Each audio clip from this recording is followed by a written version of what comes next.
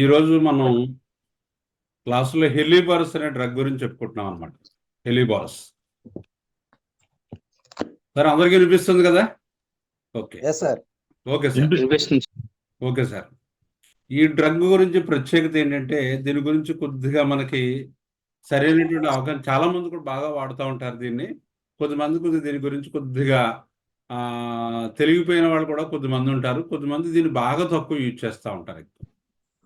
ఇది పాలీక్రిస్ట్ అని చెప్పలేను కానీ ఇది one of the emergency drug అనమాట. ఇది పాలీక్రిస్ట్ అని చెప్పలేం కానీ ఇది one of the emergency drug. అని చేత ఏంటంటే హెలిబారస్ గురించి తెలిసినట్టయితే చాలా కేసెస్లో మనం బాగా దీన్ని వేయగలుగుతాం అనమాట.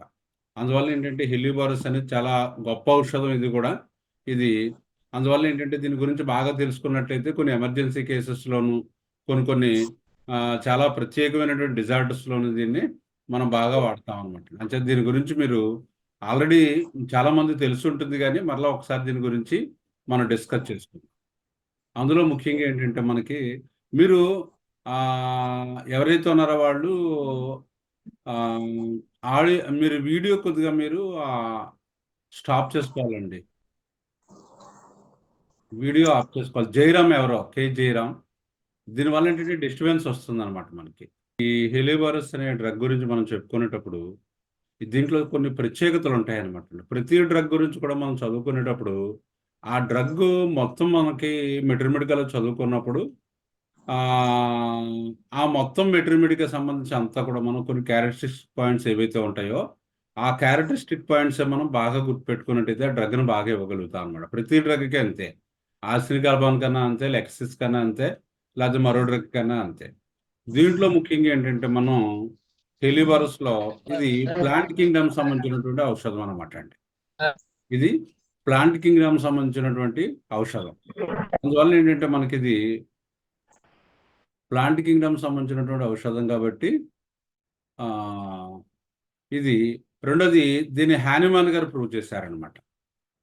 హానిమాన్ గారు ప్రూవ్ చేశారు. అంటే రెండోది ఏంటంటే మూడోది ఏంటంటే ఈ హెలిబారస్ అనేది సాధారణంగా ఏంటంటే మిగతా డ్రగ్స్ లాగా మనకి ముఖ్యంగా ఏంటంటే మన కాళ్ళ నొప్పులు, చేతి నొప్పులు, తలనొప్పులు ఇలాంటివి మెయిన్ కాకుండా ఇది ముఖ్యంగా అన్కాన్షియస్ పేషెంట్స్కి బాగా ఇండికేట్ అవుతూ ఉంటుంది అనమాట.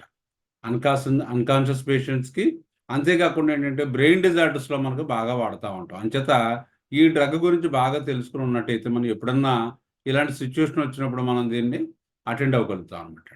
అందులో ముఖ్యంగా ఏంటంటే మనకి స్టూపిఫాక్షన్ ఈజ్ మెయిన్ ఇంపార్టెంట్ అని చెప్తున్నాడు. స్టూపిఫాక్షన్ అంటే అర్థం ఏంటంటే మగత అనమాట. మగత మత్తు ఏదైతే ఉంటుందో దాన్ని మనం ఏం చెప్తామంటే స్టూపిఫాక్షన్ అని చెప్తాం. Sometimes complete stupor. కొన్ని సందర్భాల్లో ఈ పేషెంట్ ఏంటంటే మనకి పూర్తిగా మనకి మగతలోకి వెళ్ళిపోతాడు అన్నమాట. పూర్తిగా మగతలోకి వెళ్ళిపోతాడు. అంటే ఏమీ తెలియనటువంటి స్పృహ లేకుండా పూర్తిగా మత్తులోకి వెళ్ళిపోతూ ఉంటాడు. Sometimes partial stupor. కొన్ని సందర్భాల్లో కొద్దిగా సబ్కాన్షియస్లో ఉంటాడనమాట. మనం పిలుస్తూ ఉంటూ అంటాడు తప్పించి పూర్తిగా మనం రికగ్నైజ్ చేయడం కానీ పూర్తిగా స్పందించడం కానీ ఈ డ్రగ్లో ఉండదన్నమాట అండి. అందువల్ల ఏంటంటే ఇది ముఖ్యంగా దీంట్లో మనకి స్టార్టింగ్లోనే ఏం చెప్తున్నాడంటే మనకి స్టూపిఫాక్షన్ అంటే మత్తుగా ఉండటం. అంటే బాగా ఇంకా అసలు ఎక్కడ కూడా పేషెంట్ కోమాలోకి వెళ్ళిపోతాడు చూసారా, కోమాలోకి వెళ్ళిపోయి ముందు స్టేజ్ ఉంటుంది చూసారా, ఆ స్టేజ్లో పేషెంట్ కాస్త మనకు ఉంటాడనమాట. అందువల్ల ఇది చాలా ఇంపార్టెంట్. ఇది బాగా గుర్తుపెట్టుకోండి. హెలిబారస్ అనగానే స్టోపర్ అనమాట. స్టోపర్ అంటే అర్థం ఏంటంటే మనకి మత్తు అనమాట. ఆ మత్తు అనేది ఎలా ఉంటుంది అంటే పూర్తిగా మత్తు ఉండొచ్చు, లేకపోతే కొద్దిగా మత్తు ఉండొచ్చు. మూడోది ఏంటంటే ఆల్వేస్ స్టోపర్ అండ్ స్లగ్గిష్నెస్. చాలా డల్గా ఉంటాడని పేషెంట్. ఆ మత్తుతో పాటు ఏ రకమైనటువంటి స్పందన లేకుండా చాలా డల్గా ఉంటాడనమాట. ఈ పాయింట్స్ మనకి హెలిబారస్లో చాలా ఇంపార్టెంట్. అంచేతే ఫస్ట్ స్టార్టింగే మనకి స్టూపిఫాక్షన్తో మనకి డ్రగ్ మొదలెట్టడం జరిగింది అనమాట అండి. It is mainly useful in the diseases of the brain. ఇది ఏ మన బాడీలో ఉన్నటువంటి శరీరంలో ఉన్నటువంటి ఏ అవయవాల మీద ఈ డ్రగ్ బాగా పనిచేస్తుంది అంటే బ్రెయిన్ ఒకటి, మెదడు మీద బాగా పనిచేస్తుంది. స్పైనల్ కార్డ్ అంటే ఆ బ్రెయిన్ యొక్క కంటిన్యూషన్ ఏదైతే ఉంటుందో స్పైనల్ కార్డ్, అది కాస్త ఏమవుతుంది, ఆ స్పైనల్ కార్డ్ అనేది ఈ బ్రెయిన్ దగ్గర నుంచి అలా మొదలుకొని మనకి ఆ వెన్నుపూసల గుండా ఇంచుమించు నడుము ప్రాంతం దాకా స్ప్రెడ్ అయి ఉంటుంది అనమాట. దీని స్పైనల్ కార్డ్ అంటాం. అంతే బ్రెయిన్ మీద పనిచేస్తుంది, స్పైనల్ కార్డ్ మీద పనిచేస్తుంది. మూడోది ఏంటంటే జనరల్ నర్వస్ సిస్టమ్. మొత్తం ఈ మనకు శరీరంలో ఉన్నటువంటి నాడీ వ్యవస్థ అంతటి మీద కూడా మనకి ఈ డ్రగ్ పనిచేస్తుంది. అంచేత ఈ హెలిబరస్ అనగానే మనం బాగా గుర్తుపెట్టుకోవాల్సింది ఏంటంటే ఎంటైర్ నర్వస్ సిస్టమ్, అంటే న్యూరాలజీలోకి వస్తుంది అనమాట. ఇదంతా డ్రగ్ అంతా కూడా న్యూరాలజీ. ఈ కంప్లైంట్స్ వచ్చే పేషెంట్స్ అందరూ, హెలిబరస్ ఇండికేట్ అయ్యే పేషెంట్స్ అందరూ కూడా న్యూరాలజిస్ట్ దగ్గరికి వెళ్ళిపోతారు. సాధారణంగా న్యూరాలజిస్ట్ దగ్గరికి ఎవరు వెళ్తారు? నరాలకు సంబంధించినటువంటి డామేజ్ కానీ, బ్రెయిన్ డామేజ్ కానీ, స్పైనల్ కార్డ్ డామేజ్ కానీ, లేకపోతే వాటి తాలూకు కంప్లైంట్స్ కానీ ఎవరికైతే వస్తున్నాయో వాళ్ళు ఏం చేస్తారంటే సాధారణంగా ది ప్రిఫర్ ది న్యూరాలజిస్ట్. అంచేత న్యూరాలజీ అనే సమస్య ఎక్కడైతే వస్తుందో వీ థింక్ అబౌట్ ది హెలిబరస్ అనమాట. అందులో కూడా ఏంటంటే మనకి ఎమర్జెన్సీ కండిషన్స్ ఎక్కువ ఉంటాయన్నమాట. ఈ న్యూరాలజీలో కూడా మనకి ఎమర్జెన్సీ కండిషన్స్లో మనకి హెలిబరస్ బాగా ఇండికేట్ అవుతూ ఉంటుంది. అంతే తప్పించి ఎక్యూట్స్లో బాగా పనిచేస్తుంది. హెలిబరస్ అనేది ఎక్యూట్ డిసీజ్లో బాగా పనిచేస్తూ ఉంటుంది. ఎక్యూట్ డిసీజ్లో పనిచేస్తుంది, అలాగే ముఖ్యంగా ఏంటంటే మనకి ఎమర్జెన్సీ కండిషన్స్లో బాగా పనికొస్తుంది. బాగా especially it is indicated in the brain disorders. మెదడు తాలూకు జబ్బులు ఏవైతే ఉన్నాయో ఆ జబ్బుల్లో మనకి హెలిబరస్ అనేది చాలా అద్భుతంగా పనిచేస్తుంది. అంచేత ఈ 3 పాయింట్స్ కానీ 4 పాయింట్స్ కానీ మీరు బాగా మనసేందు ఉంచుకోవాలన్నమాట. అలా ఉంచుకున్నట్టయితే మీకు ఇమీడియట్గా మీకు హెలిబరస్ అనేది స్ట్రైక్ అవుతుంది అనమాట అండి. నెక్స్ట్ ఏంటంటే acute inflammatory diseases of the brain. అంటే మెదడుకు వచ్చేటువంటి ఆల్ ఆఫ్ ఏ సడన్ మెదడుకు వచ్చేటువంటి జబ్బులు ఏవైతే ఉన్నాయో, ఇన్ఫ్లమేటరీ అంటే దానికి సంబంధించినటువంటి వాపులు కానీ అలాంటివి ఏమున్నాయి మనకి? ఉదాహరణకి మెనంజైటిస్ అంటే మెదడు వాపు జ్వరం అని చెప్తాం. జపనీస్ ఎన్సెఫలైటిస్ అని పూర్వం వచ్చేది. ఎప్పుడంటే ఒక 20 years బ్యాక్ జపనీస్ ఎన్సెఫలైటిస్ అని వచ్చిందండి. నేను ప్రాక్టీస్ పెట్టినటువంటి ఇంచుమించు ఆ రోజుల్లో అనమాట. దానికి ఏం చేశారంటే మన వాళ్ళు అందరూ కూడా బెలడోనా పంచిపెట్టేవారు. బెలడోనా ఒకటి, కాల్కేరే కార్బ్ ఒకటి, చుబర్క్లం ఒకటి, ఇవి ఎక్కువగా పంచిపెట్టేవారు అనమాట. అందువల్ల అలాంటి మెదడువాపు జ్వరాల్లో కూడా మనకి హెలిబరస్ అనేది చాలా బాగా పనిచేస్తుంది. అలాగే మెదడుకు సంబంధించినటువంటి కంప్లైంట్స్ ఏవైతే ఉంటాయో అవి ఎక్యూట్గా వచ్చినప్పుడు, ఎక్యూట్ అంటే ఆల్ ఆఫ్ ఏ సడన్ అనమాట. క్రానిక్ అంటే దీర్ఘవ్యాధి అనమాట, అలా నెమ్మదిగా రావటం, దాన్ని క్రానిక్ అంటారు. అంచేత ముఖ్యంగా ఏంటంటే acute inflammatory diseases of the brain, బ్రెయిన్కి వచ్చేటువంటి ఆల్ ఆఫ్ ఏ సడన్గా వచ్చేటువంటి డిజార్డర్స్ ఏవైతే ఉన్నాయో, అంతేకాకుండా స్పైనల్ కార్డ్ దాని యొక్క కంటిన్యూషన్ ఏదైతే ఉంటుందో దానికి సంబంధించి ఒకటి, and membranes of the brain, brain చుట్టూరా లేయర్ ఉంటుంది అనమాట, దాన్ని మెనంజిస్ అంటాం. ఆ బ్రెయిన్ చుట్టూరా ఉండే లేయర్ సంబంధించి ఏదైనా కంప్లైంట్స్ వచ్చినప్పటికీ కూడా మనకి హెలిబరస్ అనేది బాగా ఇండికేట్ అవుతూ ఉంటుంది అనమాట. నెక్స్ట్ ఇంబిసిలిటీ. ఇంబిసిలిటీ అంటే అర్థం ఏంటంటే మనకి స్తబ్దత అనమాట. ఇంబిసిలిటీ అంటే స్తబ్దత, అంటే పేషెంట్ ఏ రకమైనటువంటి యాక్టివిటీ లేకుండా ఉండటాన్ని మన ఇంబిసిలిటీ అంటూ ఉంటున్నాం. అంటే మైండ్ సరిగా పనిచేయదు. ఇంబిసిలిటీలో మనిషి యొక్క మైండ్ సరిగా పనిచేయదు. ఆ స్థాయిని ఏం చెప్తా అంటే ఇంబిసిలిటీ అని చెప్తాం అనమాట. బ్రెయిన్ యాక్టివిటీ బాగా తక్కువగా ఉంటుంది. మనం చూస్తాం కదా ఆ ఆటిజం పేషెంట్స్ ఎలా ఉంటారో అలాగా ఆ తాత్కాలికంగా వచ్చినటువంటి డిజార్డర్లో ఆ కంప్లైంట్ మనకు బాగా కనిపిస్తూ ఉంటుంది అనమాట. ఇంబిసిలిటీ అండ్ స్టూపిఫాక్షన్. స్టూపిఫాక్షన్ అంటే మనం చెప్పుకున్నాం మత్తు. ఇందులో హెలిబరస్లో ఏ ఎక్యూట్ డిజార్డర్ వచ్చినప్పటికీ కూడా సాధారణంగా పేషెంట్ మత్తులోకి వెళ్ళిపోతాడు అనమాట. బాగా స్పృహ తప్పినట్టు అయిపోతూ ఉంటాడు. ఒకవేళ స్పృహ ఉన్నట్టయితే మీకు మీరు అడిగిన ప్రశ్నలకు సమాధానం చెప్పలేనటువంటి స్థాయిలో ఉంటాడనమాట. And body and the mind and unconscious. Imbecility అంటే స్తబ్దంగా ఉండటం, రెండోది ఏంటి స్టూపిఫాక్షన్ మగతగా ఉండటం. ఆ రెండు కూడా మనకి ఆ మైండ్. రెండోది ఏంటంటే అన్కాన్షియస్నెస్. అన్కాన్షియస్నెస్ అంటే పూర్తిగా స్పృహపోవటం అనమాట. ఈ రకమైనటువంటి డిజార్డర్స్ ఏవైతే ఉంటాయో అలాంటి కండిషన్స్లో మనకి హెలిబరస్ బాగా ఇండికేట్ అవుతూ ఉంటుంది.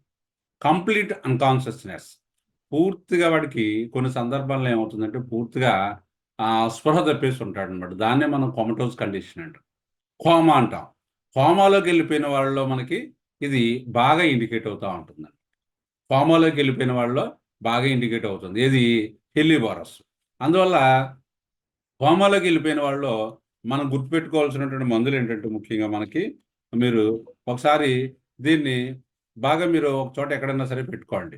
కోమా అన్న బదులుగా మనకి ఏంటంటే మనకి బాగా ఇండికేట్ అయ్యే మందులు ఒకటి ఏంటంటే హెలిబరస్ ఒకటి, హెలిబరస్ నైగర్. దీంట్లో 4 ఎన్నో ఉన్నాయి మందులు.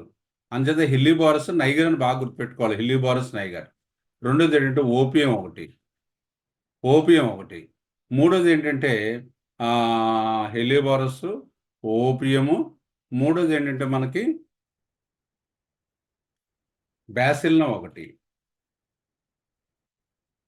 హెలియోబారస్ ఒకటి, ఓపియం ఒకటి, బ్యాసిల్లం ఒకటి. నాలుగైదు ఏంటంటే ఈ ముఖ్యంగా ఏంటంటే కోమాలో ఉన్నటువంటి పేషెంట్స్లో మనం బాగా గుర్తుపెట్టుకోవాల్సిన మందులు ఏంటంటే హెలియోబారస్ ఒకటి, ఓపియం ఒకటి, బ్యాసిల్లం. ఇంకా చాలా మందులు ఉన్నాయి, కానీ ముఖ్యంగా ఏంటంటే మనకి ఈ డ్రగ్స్ బాగా ఇండికేట్ అవుతూ ఉంటాయి. అందువల్ల చెప్తాను. అందువల్ల ముఖ్యంగా ఏంటంటే హెలియోబారస్ సాధారణంగా ఏంటంటే మనకి బెటర్ టు స్టార్ట్ విత్ 200 వేసుకోవచ్చు.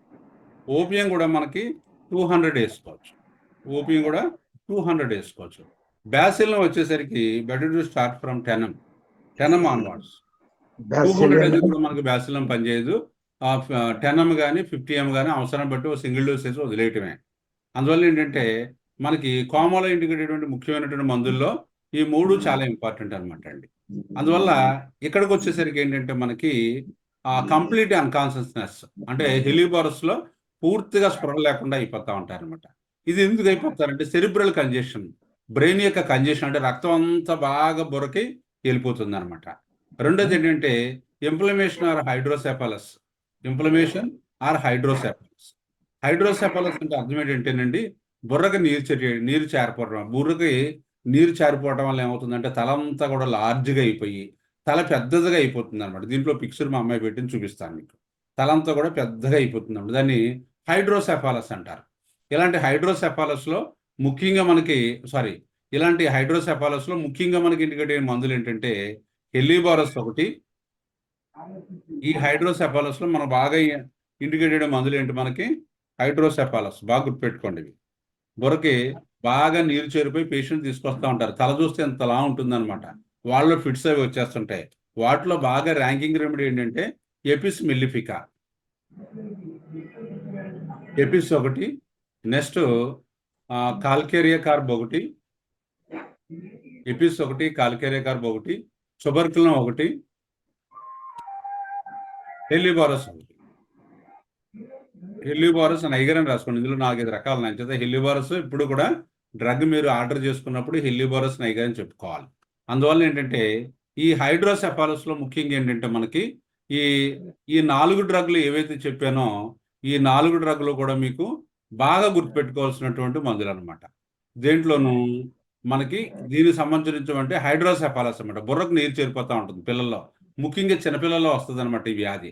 తలంతా కూడా హెడ్ బాగా పెద్దదైపోయి అది ఏమవుతుందంటే బాగా పెద్ద అయిపోవటం వల్ల ఇంకా వాళ్ళకి నెక్ హోల్డ్ అవ్వదు అనమాట. ఇలాగా తల నిలబెడితే ఇలా మెడకి ఇలా పడిపోతూ ఉంటాం. చూసాం చాలా కేసెస్ ఇవి హోమియోపతిలో. పేషెంట్ నిలబడాలి.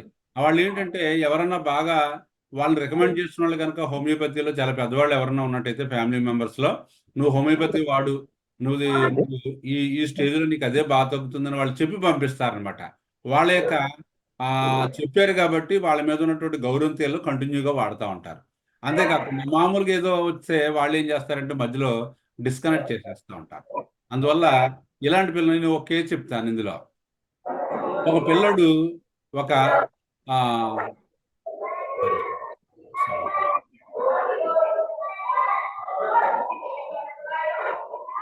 ఒక పిల్లడు ఏమైందంటే మీకు ఇంచుమించు ఇక్కడ దగ్గరలో ఉన్నటువంటి రామచంద్రాపురం నుంచి ఒక అబ్బాయిని తీసుకొచ్చారు. ఆ అబ్బాయికి వయసు ఎంతంటే నాకు తెలుసుండి అప్పటికే ఆ అబ్బాయికి ఒక 3 months ఎంత ఉంటుంది, 3 months 4 months ఉంటుంది అనమాట. చాలా లార్జ్ హెడ్, సన్నపాటి చేతులు, సన్నపాటి కాళ్ళు అయితే అబ్బాయికి పుట్టినప్పుడు ఏమైందంటే మెనంజియోమా అని స్పైనల్ కార్డ్ మీద ఇంత పెద్ద ట్యూమర్లా వచ్చిందనమాట. ట్యూమర్లా వస్తే ట్యూమర్ని ఆపరేట్ చేశారు. ఆపరేట్ చేసిన తర్వాత హైడ్రోసెఫాలస్ వల్ల ఏంటంటే బుర్రలా పడిపోతుంది అనమాట. వాళ్ళు చెప్పారట, ఈ అబ్బాయి ఏమన్నా కొద్దిగా అంగవికలాంగుడిగా ఉండిపోవచ్చు. రెండోది ఏంటంటే దీనివల్ల ఏంటంటే అతనికి పూర్తిగా కొద్దిగా కేసు మాత్రం చాలా టిపికల్ కేసు ఇది. అందువల్ల ఏంటంటే మీకు ఇది రికవర్ అవుతుందని మాత్రం అనుకోకండి. మీకు అని చెప్పి ముందు వాళ్ళు చెప్తే అబ్బాయి ఏం చేశారంటే మన దగ్గరికి తీసుకొచ్చారు. తీసుకొచ్చినప్పుడు ఏంటంటే అబ్బాయి అసలు ఇలా బుర్ర అస్సలు నిలబెట్టలేకపోతున్నాడు. ఆ! నిలబెట్టలేకపోతుంటే ఫస్ట్ ఏం చేశానంటే నేను ఎపిస్ ఏసాననమాట. ఫస్ట్ ఎపిస్ 200 ఏసాను. ఎపిస్ 200 ఏసిన తర్వాత కొద్ది బెటర్‌మెంట్ వచ్చింది. బెటర్‌మెంట్ వచ్చిన తర్వాత, తర్వాత ఏం చేశానంటే ఇంక మెడ అసలు పూర్తి హోల్డ్ చేయలేకపోతా ఉంటే నేను అబ్బాయికి చుబర్క్లోన్ 200 ఏసాను. ఏమేసాను? చుబర్క్లోన్ 200 ఏసాను. చుబర్క్లోన్ 200 ఏసిన తర్వాత ఆ అబ్బాయిలో చాలా మార్పొచ్చింది. తర్వాత ఎపిస్సు, కాల్కేరే కార్బ్, చుబర్క్లోన్ ఈ 3 మందులే ఆ అబ్బాయికి మొత్తం నా దగ్గర వాడినంత కాలం కూడా ఉపయోగపడ్డాయి. ఈ 3 తప్ప ఇంక రెండో డ్రగ్‌లకి ఎప్పుడూ ఎళ్ళలేదు. ఆ తర్వాత ఏమైందంటే ఆ అబ్బాయి పూర్తిగా మెడ ఇలా నిలబెట్టేసాడు. బుర్ర కాస్త బుర్ర కాస్త కొద్దిగా సైజ్ తగ్గింది. అంటే కంపారిటివ్‌గా కుర్రాడు చూస్తే మిగతా వాళ్ళకంటే కొద్దిగా లైట్‌గా బుర్ర హెడ్ కొద్దిగా పెద్దదిగా ఉన్నట్టు ఉంటుందన్నమాట. ఓ అబ్బాయికి ఇప్పుడు 20 సంవత్సరాలు ఎంతో. ఇప్పుడు ఏదో అబ్బాయి ఏం చేస్తున్నాడంటే బ్రెయిన్ ఫ్యాకల్టీస్ ఎక్కడ దెబ్బతినలేదు. బ్రెయిన్ ఫ్యాకల్టీస్ ఎక్కడ చాలా తెలివిగా ఉంటాడు పిల్లాడు. ఆ అబ్బాయి కూడా బాగా చదువుకున్నాడు. చదువుకుని గ్రాడ్యుయేషన్ ఏదో చేసాడు. ఇప్పుడు ఉద్యోగం ఏదో చేసుకుంటున్నాడు. కానీ ఆపరేషన్ చేయడం వల్ల మెనింజియోమ్ అంటే స్పైనల్ కార్డ్ మీద వచ్చినటువంటి ట్యూమర్‌ని ఆపరేషన్ చేయటం వల్ల కాళ్ళు కాస్త పోలియో వచ్చిన కాళ్ళలాగా అయిపోయాయి. మాత్రం మళ్ళీ రికవర్ అవ్వలేదు. ఎందుకంటే అది నెర్వ్ కాస్త డిజార్డర్ అయిందనమాట. ఇంకా అది రెక్టిఫికేషన్ కాదది. అది ముందే స్టార్టింగే మనం ఏమన్నా చూసుకున్నట్టయితే ఏమన్నా ఉపయోగపడేదేమో. అవన్నీ సర్జరీ గట్టా అయిపోయింది కాబట్టి ఆ తర్వాత కాళ్ళకి సంబంధించి అది రికవర్ అవ్వలేదు గానీ పేషెంట్ మాత్రం బాగా అంత పెద్ద డిజార్డర్‌లోంచి అలా బయటకొచ్చినప్పటికి కూడా అబ్బాయి బాగా ఇంటెలెక్చువల్ ఫ్యాక్టర్స్ ఎక్కడ దెబ్బతినలేదు. చేతులు ఇవన్నీ కూడా బాగా బలంగా ఉంటాయి. బాడీ అంతా బలంగా ఉంటుంది. కానీ బ్రెయిన్ మాత్రం చాలా అద్భుతంగా అబ్బాయికి పనిచేస్తదనమాట. అంచేత చాలా యాక్టివ్‌గా ఉన్నాడు. కానీ అప్పుడేంటంటే స్టార్టింగ్‌లో మనం ఈ ఎపిస్, కాల్కేరే కార్బ్, ట్యూబర్క్లోన్ ఈ 3 కూడా ఈ బ్రెయిన్ తాలూకు డిజార్డర్స్‌లో హైడ్రోసెఫాలస్‌లో బాగా పనిచేస్తా ఉంటాయి. ఎపిస్‌లో ముఖ్యంగా ఏంటంటే మనకి బుర్ర అంతా పెద్దగా ఉండి ఒక కియ్యమని కేకేస్తా ఉంటారనమాట. కియ్యమని దాన్ని షీక్ అంటారనమాట. మన కెండమెడికల్ మెడికల్ ఏం చెప్తాడు? స్త్రీక్ అంటాడు. అంటే ఒక చిన్న కూతలా వస్తా ఉంటది. పెద్దగా సౌండొచ్చి వస్తా ఉంటది. అది బ్రెయిన్ డిజార్డర్‌లో ఉంటుందనమాట. ఆ లక్షణంతో పాటు గనక హైడ్రోసెఫాలస్ గట్టా ఉన్నట్టయితే మనకి ఎపిస్ అద్భుతంగా పనిచేస్తుంది. Apis better to start with the 200 తర్వాత అవసరమైతే 1 కూడా వెళ్ళొచ్చు. నెక్స్టు కాల్కేరే కార్బ్ ఏంటంటే, దీని యొక్క అద్భుతమైనటువంటి ఉపయోగం ఏంటంటే, ఈ హైడ్రోసెఫాలస్ అంటే, మన పిల్లల్ని చూస్తా ఉంటాం, తీసుకొస్తా ఉంటారు. ఏవండీ మా పిల్లాడు పుట్టప్పుడేమో 4 నెలలు, 5 నెలలయింది. మెడ ఇలా వాల్చేస్తున్నాడండి. ఇది నిలబెట్టట్లేదని మన దగ్గరికి తీసుకొస్తా ఉంటారు. అలాంటప్పుడు కాల్కేరే కార్బ్ 200 కాల్కేరే కార్బ్ 200 గనక ఒక డోసేసి, తర్వాత మళ్ళా నెలకి, 2 నెలలకి అలా అవసరాన్ని బట్టి ఒక డోసేసి, మీరేం చేస్తారంటే టుబర్క్లోన్ అనే డ్రగ్‌ని ఇంటర్ కరెంట్‌గా వేయండి. టుబర్క్లోన్ అనే డ్రగ్‌ని ఇంటర్ కరెంట్‌గా అంటే పిల్లోడికి ఆ కాల్కేరే కార్బ్‌తో బాగా తగ్గితే ఎపిస్‌తో గాని, కాల్కేరే కార్బ్‌తో గాని మనకి ఆ కండిషన్స్ బాగా ఇంప్రూవ్ అయిన తర్వాత అక్కడి నుంచి గనక మీరు అనుకున్నంత ఇంప్రూవ్‌మెంట్ రాకపోయినట్టయితే ఈ బ్రెయిన్ డిజార్డర్స్ దేంట్లో అన్నా సరే మనం టుబర్క్లోన్ గనక మనకి ఇంటర్ కరెంట్‌గా 200 పవర్‌లో గనక డోస్ ఏసినట్టయితే అక్కడి నుంచి కేస్ గనక బాగుపడటం అనేది జరుగుతుందనమాట. అందువల్ల మెడ ఎవరైతే హోల్డ్ చేయలేకపోతున్నారో, నెక్ ఎవరైతే హోల్డ్ చేయలేక ఇలా మెడ ఇలా పక్కకు వాలేస్తున్నారో అటువంటి వాళ్ళలో కాల్కేరే కార్బ్ వల్ల చాలా మెరుగవుతదనమాట. కాల్కేరే కార్బ్ వేసిన తర్వాత 200 పవర్‌లో వేసిన తర్వాత వాళ్ళలో ఏమవుతుందంటే నెక్ కాస్త నిలబడేస్తారు అక్కడి నుంచి. నిలబడేసిన తర్వాత అనుకున్నంత మళ్ళా మీరు ఎంతో కొంత ఎక్స్‌పెక్ట్ చేశారు. ఈ నెల ఇంత తగ్గింది, ఈ నెల ఇంత బాగా తగ్గింది అని కొంత ఎక్స్‌పెక్ట్ చేశారు. ఎక్స్‌పెక్ట్ చేసినంత రిజల్ట్ మీకు రానట్టయితే మీరు better to give the tuberculin 200 better to give the tuberculin 200 as a intercurrent remedy. As a intercurrent remedy. దీనివల్ల ఏమవుతుందంటే టుబర్క్లోన్ అనేది బ్రెయిన్ మీద చాలా అద్భుతమైనటువంటి హోల్డ్ ఉంటుందనమాట. అందువల్ల ఆ టుబర్క్లోన్ 200 వేసిన తర్వాత మీకేమవుతుందంటే ఆ పిల్లల్లో అక్కడి నుంచి మార్పొస్తుందండి. ఆ తర్వాత దాని మీదన్నా ఉంచుకోవచ్చు. లేకపోతే మీరు అంతకుముందు ఏసుకున్నటువంటి కాల్కేర్ గారు మళ్ళా ఏసుకున్నట్టయితే, ఆ పిల్లోడికి ఆ 2 డ్రగ్గులతోనే మొత్తం హైడ్రోసెఫాలస్ అంతా తగ్గి, లేకపోతే హైడ్రోసెఫాలస్ లేకపోయినప్పటికీ కూడా, ఆ బ్రెయిన్ ఈ మెడ ఏదైతే ఉందో అది నిలబెట్టడం అనేది జరుగుతుందనమాట. ఎస్పెషల్లీ కాల్కేరి కార్బ్ అనేది టుబర్కులిన్. హెలిబరస్ గురించి మనం తర్వాత చెప్పుకుంటాం. డాక్టర్ అందువల్ల గారు, ఎక్స్‌క్యూజ్ మీ. సార్ డాక్టర్ గారు, ఇప్పుడు ఈ మీ దగ్గరికి వచ్చిన ఈ కేసులో అబ్బాయి వచ్చేటప్పటికి స్టోపర్‌లో ఉన్నాడా? తెలివిగా ఉన్నాడండి? హెలిబరస్ అంతా కూడా మాక్సిమం స్టోపర్‌లో ఉంటారండి. అంటే ఇప్పుడు మీరు ఎపిస్ వేసామన్నారు కదా ముందు. ఎపిస్‌లో స్టోపర్ ఉండదు. 3 బానే మంత్స్ ఉంటాడు. లేదు. ఎపిస్, అదే. స్టోపర్‌కి సంబంధం లేదు. ఉండదండి. ఎపిస్‌లో ఓకే. బానే ఉంటాడు. మన హెలిబరస్‌లోకొచ్చేసరికి స్టోపర్ అయిపోతాడనమాట. ఆహా! సరే. ఓకే. ఓకే. అది చెప్తాను. రెండోది ఇంకోటేంటంటే మీకు క్లారిఫికేషను. ఇప్పుడు మనం చెప్పుకున్నాం కదా! హైడ్రోస్టెఫాలస్‌లో మనం ఎపిస్ వేస్తాం కదా, ఎపిస్లో స్ట్రీక్ ఉంటుందని చెప్పాం. ఒక కీమని అరుస్తూ ఉంటాడు. ఇది ఎపిస్లో. మనకి ఇదే అరవడం అనేది మనకి హెలిబోరస్లో కూడా ఉంటుంది. చూడండి, బాగా గుర్తుపెట్టుకోండి. ఇదే అరవడం అనేది మనకి హెలిబోరస్లో కూడా ఉంటుంది. ఒక రకమైనటువంటి దాన్ని ఏమంటారంటే బ్రెయిన్ క్యాక్ అంట అనమాట. బ్రెయిన్లో డిజార్డర్స్లో ఆ బ్రెయిన్లో ఇరిటేషన్ రావడం వల్ల ఆ పేషెంట్లో ఒక రకమైన మనకి వేస్తూ ఉంటాడు అనమాట కేక. దాన్ని ఏమంటామంటే స్ట్రీక్ అంటాం అనమాట. SHRIEK స్ట్రీక్ అంటమాట. ఆ రకమైనటువంటి ఆ కోత ఉన్నప్పుడు మనకి ఎపిసి ఇండికేట్ అవుతుంది, హెలిబోరస్ ఇండికేట్ అవుతుంది.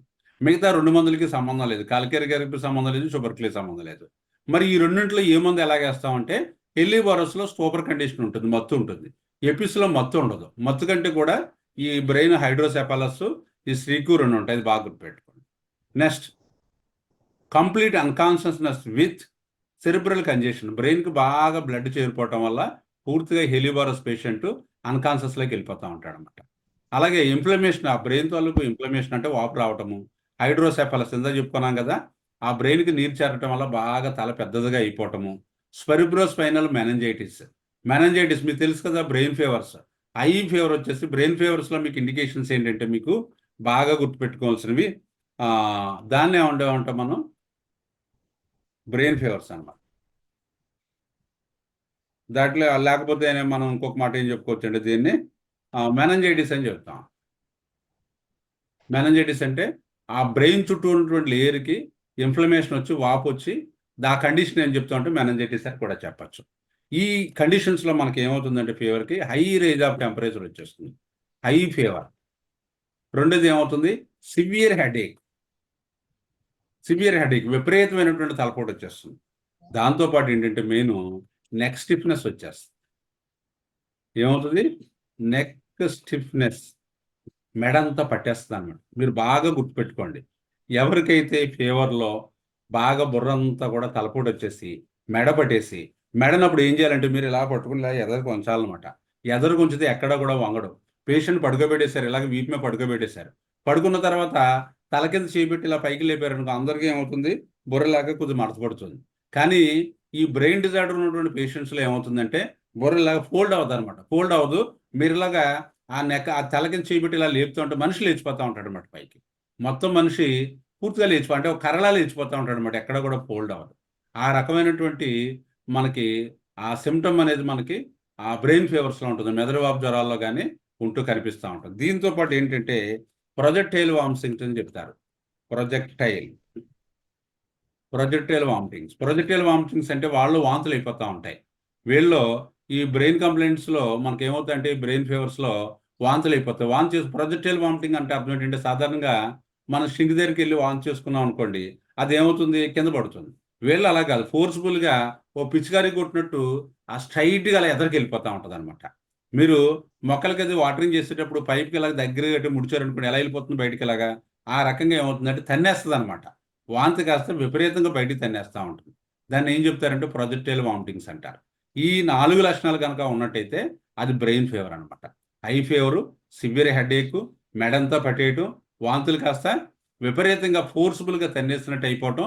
దాంతోపాటు ఏంటంటే తర్వాత పేషెంట్ ఒక రోజులే కానీ 2 రోజులే కానీ కొద్ది రోజుల్లో అన్కాన్షియస్ అయిపోతారు. తర్వాత స్పృహ పోతుందంట. స్పృహ పోయి మీకు కోమాలోకి వెళ్ళిపోతాడు. ఏమండి, ఈ లక్షణాలు మనకి బ్రెయిన్ ఫీవర్స్లో కనిపిస్తూ ఉంటాయి అన్నమాట. అందువల్ల ఏంటంటే మనకి ఈ హెలిబోరస్లోకి వచ్చేసరికి ఈ బ్రెయిన్ డిజార్డర్స్లో పూర్తిగా అన్కాన్షియస్గా అయిపోతూ ఉంటాడు పేషెంట్. అలాగే మనకి హెలిబోరస్ హైడ్రోసెఫాలస్లో పనిచేస్తుంది, మెనంజైటిస్లో కూడా మనం పనిచేస్తాం, మెదడువాపు జ్వరాల్లో కూడా మనం పనిచేస్తూ ఉంటుంది. దీని ఇండికేషన్స్ ఏంటనేది మనం ముందుకెళ్ళే కొద్ది చెప్పుకుంటూ ఉంటాం. 2, the patient lies upon the back. ఇది మొత్తం వీడి యొక్క కథ ఎలా ఉంటుంది అనేది ఇక్కడ చెప్తున్నాడు చూడండి. మొత్తం హెలిబోరస్ మీరు వేయాలంటే ఏ రకమైనటువంటి లక్షణాలు ఉంటే మీరు హెలిబోరస్ వేస్తారు. దాంట్లో ఏంటంటే patient lies upon the back, వీప్ మీద ఎలా పడుకుని ఉంటాడు.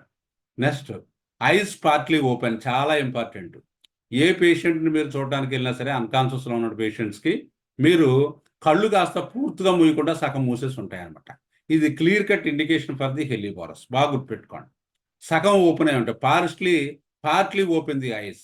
సగమే ఓపెన్ అవుతాయి, పూర్తిగా ఓపెన్ అవ్వవు, అలాగని పూర్తిగా క్లోజ్ అయిపోయి ఉండదు. సగం చూస్తూ ఉంటాడు అన్నమాట. సగం ఏదో కొద్దిమంది నిద్రలో చూడండి కళ్ళు చూస్తూ పడుకుంటారు, అంటే అలాగా పూర్తిగా ఓపెన్ అవ్వవు, సగం ఓపెన్ అయి ఉంటాయి అన్నమాట. అలాగా హెలిబోరస్లో ఏంటంటే మనకి పేషెంట్ వీపు మీద అలా పడుకొని కళ్ళు కాస్త సగమే మూసుంటాయి అనమాట. అది చాలా clear cut indication. Rolling the head from side to side. వాడు ఏం చేస్తాడంటే హెలిబారస్లో బ్రెయిన్ డిజార్డర్స్ కాబట్టి మనకి హెలిబారస్ ఒకటి, ఎపిస్ ఒకటి, ఇలాంటి డ్రగ్స్లో మనకి ఏం జరుగుతుందంటే ఇలాగా బుర్ర కాస్త ఈ పక్క అలా తిప్పుతూ ఉంటాడు. బాగా గుర్తుపెట్టుకోండి సార్ ఇండికేషన్స్ అన్నీ కూడా. ఈ హెడ్ కాస్త ఇలాగా మనకు తిప్పుతూ ఉంటాడు అనమాట. 3 పాయింట్లు అవే.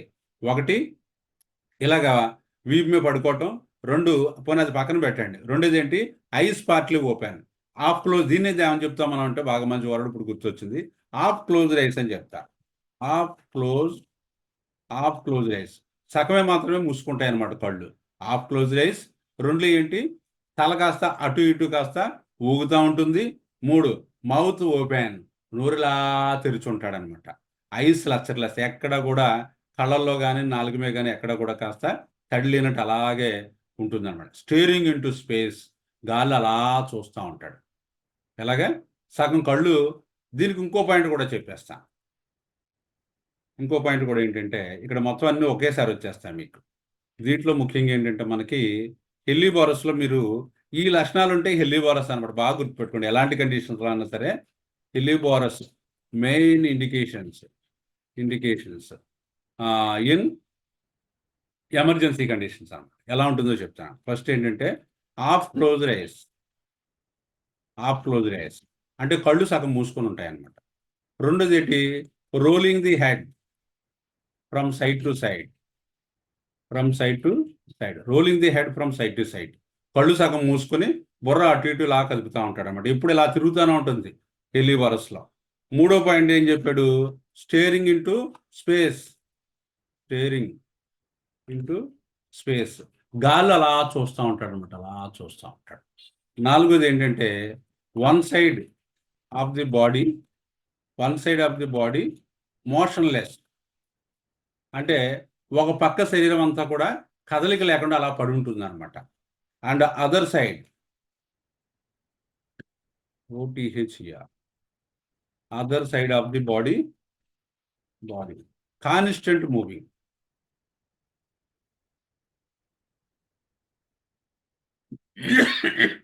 Other side of the body is the constant moving. These are the main indications for the to select a Helleborus. అంచేత హెల్లీబారస్ డ్రగ్ ఎప్పుడన్నా సరే మీరు ఓ పేషెంట్ కోమాలా ఉన్నా, లేకపోతే అన్కాన్షియస్గా ఉన్నా, లేకపోతే ఏదైనా బ్రెయిన్ ఫీవర్ వచ్చి ఇబ్బందుల్లో ఉన్నా మీరు చూడటానికి వెళ్ళినప్పుడు అక్కడ కనిపించే లక్షణాలు మీకు ముఖ్యంగా ఏంటంటే 4 లక్షణాలు చూస్తారు.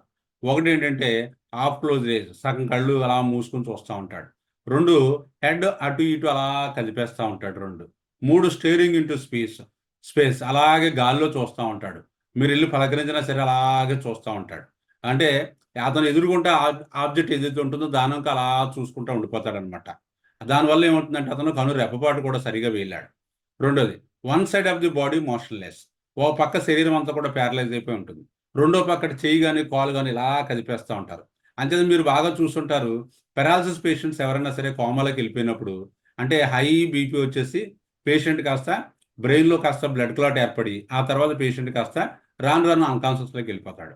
అలాగే అన్కాన్షియస్లోకి వెళ్ళిపోయిన పేషెంట్ మనకి ఏ ఐసీయూలో ఉన్నప్పుడు మీరు చూడటానికి వెళ్ళినప్పుడు వాళ్ళు ఏం చేస్తారంటే చేతికి తాడు కట్టేసి మంచాన్ని కట్టేస్తారనమాట. ఏం చేత ఆ ముక్కులో పెట్టినటువంటి గొట్టాలు కానీ లేకపోతే ఆ శ్వాస సంబంధించినటువంటి గొట్టాలు కానీ అవి ఇలా పీకేసుకుంటూ ఉంటాడు అనమాట.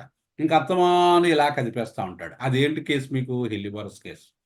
ఆ కేసు ఏంటి మీకు, హెల్లీబారస్ కేసు. ఈ కేసు ఓ పేషెంట్ గురించి చెప్తాను. ఒక ఆవిడ ఏంటంటే సార్ ఎర్ర మచ్చలు నాలుగు మీద ఉంటాయా? ఈ మచ్చలు తర్వాత కలర్ ఇవన్నీ చూసుకుంటే మనం ఈ డ్రగ్ వేయలేం, వాటి సంబంధం లేదు. మనం మెయిన్ ఇండికేషన్స్ పట్టుకోవాలంటే ఇలా చిన్న వాటి గురించి మనం చూడకూడదు. ఈ 4 మనకు మెయిన్.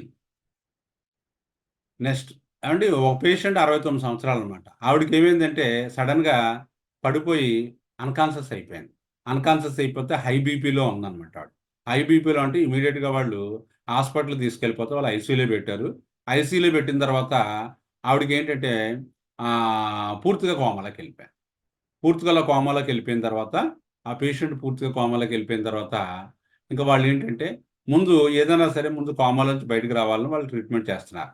ఈలోగా వాళ్ళ తాలూకు వాళ్ళు హోమియోపతి మీద చాలా ఇంట్రెస్ట్ అనమాట అండి. అందువల్ల ఏంటంటే అప్పుడు ఆవిడ పిలిస్తే మనం వెళ్ళటం జరిగింది అనమాట. వెళ్ళటం జరిగి ఆ తర్వాత చూస్తే ఏమైందంటే ఆ పేషెంట్ పూర్తిగా అన్కాన్షియస్లో ఉంది, హాఫ్ క్లోజ్ రేస్ ఉన్నాయి, కొద్దిగా అలా చూస్తున్నట్టు ఉందన్నమాట. రెండోది ఇంకోటి ఏంటి, అలాగే చూస్తుంది, ఏం స్పృహం లేదు. ఈ ఒక చెయ్యి మాత్రం అతమాను ఇలా కదిపేస్తా ఉంది. కదిపేస్తుంది కదా అని వాళ్ళు ఏం చేశారంటే ఆ చేతికి గుడ్డ కట్టేసి దాన్ని మంచానికి కట్టేశారు. మాది కండిషన్ ఆవిడకి. పూర్తిగా అన్కాన్షియస్లో ఉంది, కానీ ఒక చెయ్యి మాత్రం పూర్తిగా అలా కదిపేస్తా ఉందన్నమాట. ఆ 3 లక్షణాలను మనం తీసుకుని ఏం చేసామంటే హెలిబోరస్ 200 వేసాం. సాధారణంగా హెలిబోరస్ ఇండికేట్ అయిన తర్వాత ఆ డ్రగ్ కనుక ఒకసారి వేస్తే మనం వెంటనే ఇమీడియట్గా వేయక్కర్లేదు. కొన్ని సందర్భాలు లేదన్నా మీకు అక్కడ ఉన్నటువంటి ఎక్స్పీరియన్స్ని బట్టి మీరు రిపీట్ చేయాలి తప్ప. హెలిబోరస్ 200 వేసిన తర్వాత 2 డేస్ పోయేసరికి ఆవిడకి కాన్షియస్ వచ్చేస్తుంది. 2 డేస్ పోయేసరికి స్పృహలోకి వచ్చేస్తుంది అనమాట. మాస్టర్ గారు మనకి ఒక మెయిన్ దీని గురించి ఒక రకమైనటువంటి చిన్న నోట్ చెప్పారనమాట, ఈకే మాస్టర్. అంతేకాకుండా కంటిమీటర్లు కూడా మీరు చదువుకున్నప్పుడు సేమ్ పాయింట్స్ మీకు గుర్తొస్తాయి. ఇందులో ఏంటంటే మనకి బాగా గుర్తుపెట్టుకోవాల్సింది ఏంటంటే హెలిబోరస్ వేసిన తర్వాత మీరు అంటే అన్కాన్షియస్లో ఉన్నటువంటి పేషెంట్స్కి ఎవరికైనా సరే హెలిబోరస్ వేసిన తర్వాత కొన్ని సందర్భాల్లో ఏమవుతాయంటే మీకు పేషెంట్స్లో మనకి ఇందులో నేను ముందు ముందు కూడా చెప్పాను, దాంట్లో అందులో కూడా మీరు చూద్దరు. కానీ ఆఫ్టర్ హెలిబోరస్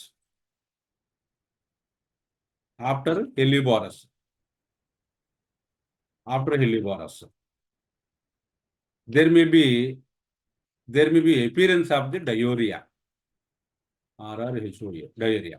పేషెంట్స్లో విపరీతంగా మోషన్స్ అయిపోతాయి. బాగా గుర్తుపెట్టుకోండి, హెలిబోరస్ అన్కాన్షియస్లో ఉన్న పేషెంట్కి కానీ లేదా మెదడువాపు జ్వరాలు వచ్చినట్టు పేషెంట్ అన్కాన్షియస్లో ఉన్నప్పుడు కానీ మీరు హెలిబోరస్ వేసిన తర్వాత కొన్ని సందర్భాల్లో విపరీతమైనటువంటి డయేరియా పట్టుకుంటుంది, లేదా విపరీతంగా చెమటలు పట్టేస్తూ ఉంటాయి, విపరీతంగా చెమటలు దారులై పారుతూ ఉంటాయి అన్నమాట.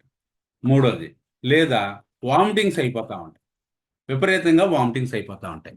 కెంట్ మెడికల్లో ఏం చెప్తాడంటే మనకి ఇలాంటి పేషెంట్స్లో ఓ పిల్లడు ఎవరో సంథింగ్ మెనంజైటిస్ ఏదో వచ్చి బ్రెయిన్ ఫీవర్ వచ్చి హాస్పిటల్లో అడ్మిట్ అయ్యాడు. చూడడానికి వెళ్ళినప్పుడు అదేంటంటే పూర్తిగా మీకు అది హెలిబోరస్ కేసు అనమాట. లేకపోతే ఇంటి దగ్గర ఉన్నాడు అనుకోండి, లేకపోతే వాళ్ళు హాస్పిటల్కి వెళ్ళిన తర్వాత వాళ్ళు ఇంకో పని జరగదని ఇంటికి పోమని తీసుకుపోమని ఇంటి దగ్గరికి వచ్చారు. ఇంటి దగ్గర ఉన్నాడు పేషెంట్, అన్కాన్షియస్లో ఉన్నాడు. అన్కాన్షియస్లో ఉన్న తర్వాత మీరు లక్షణాలన్నీ చూసుకుంటే హెలిబోరస్ ఇండికేట్ అయింది. హెలిబోరస్ ఇండికేట్ అయిన తర్వాత మీరు ఏం చేశారు, హెలిబోరస్ ఒక డోస్ వేశారు. అది మీరు 200లో ఇచ్చారో 1 ml ఇచ్చారో అది మీ ఎక్స్పీరియన్స్ని బట్టి ఇచ్చారు. ఇచ్చిన తర్వాత ఆ పిల్లల్లో ఏమైందంటే విపరీతంగా మనకి ఏమైంది, మోషన్స్ అయిపోవటం మొదలెట్టింది. మోషన్స్ ఎలా అయిపోతున్నాయంటే రోజుకి 10, 15, 20 అలా అయిపోతున్నాయి.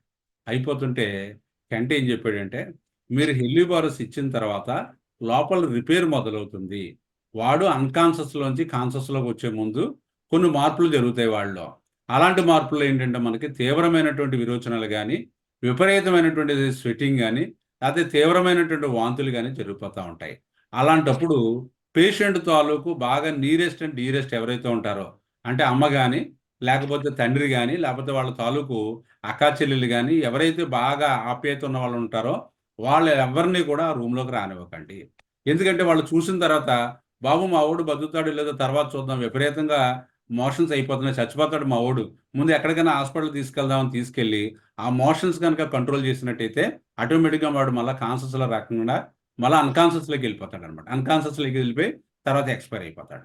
అందువల్ల అటువంటి ఆప్యాయత ఉన్నటువంటి వాళ్ళ మీద అంత అనురాగం ఉన్నటువంటి పేరెంట్స్ని ఎవరిని కూడా దగ్గర రానివ్వద్దని చెప్పాడు కెంట్. చాలా స్ట్రిక్ట్గా చెప్పాడు. మాస్టర్ గారు కూడా మనకు అదే విషయాన్ని ఒకసారి మన కెంట్లో ఉన్నటువంటి విషయాన్ని మనం చెప్పడం జరిగింది అనమాట. లేదా మీరు హెలిబోరస్ వేసిన తర్వాత విపరీతంగా చెమటలు పట్టేస్తాయి అనమాట. విపరీతంగా చెమటలు పట్టేసేలాగా మనకి మిడ్ సమ్మర్ ఏదైతే ఉందో మే ఆ నెలలో సమ్మర్లో మనకి ఏదైనా ఎండలోకి వెళ్తే ఏ రకంగా అయితే చెమటలు పట్టేసి అలా కారిపోతూ ఉంటాయో ఆ రకమైన సిచ్యువేషన్ వాడికి ఎంత వింటర్లో ఉన్నా సరే మనకి హెలిబోరస్ వేసిన తర్వాత రావచ్చు. ఇవి రావాలని రూల్ ఏం లేదు, ఒకవేళ వస్తే మట్టికి చెప్తున్నాడు. లేదా విపరీతమైనటువంటి వాంతులు అయిపోతూ ఉంటాయి, ఆ వాంతులు అన్కంట్రోలబుల్గా అయిపోతాయి.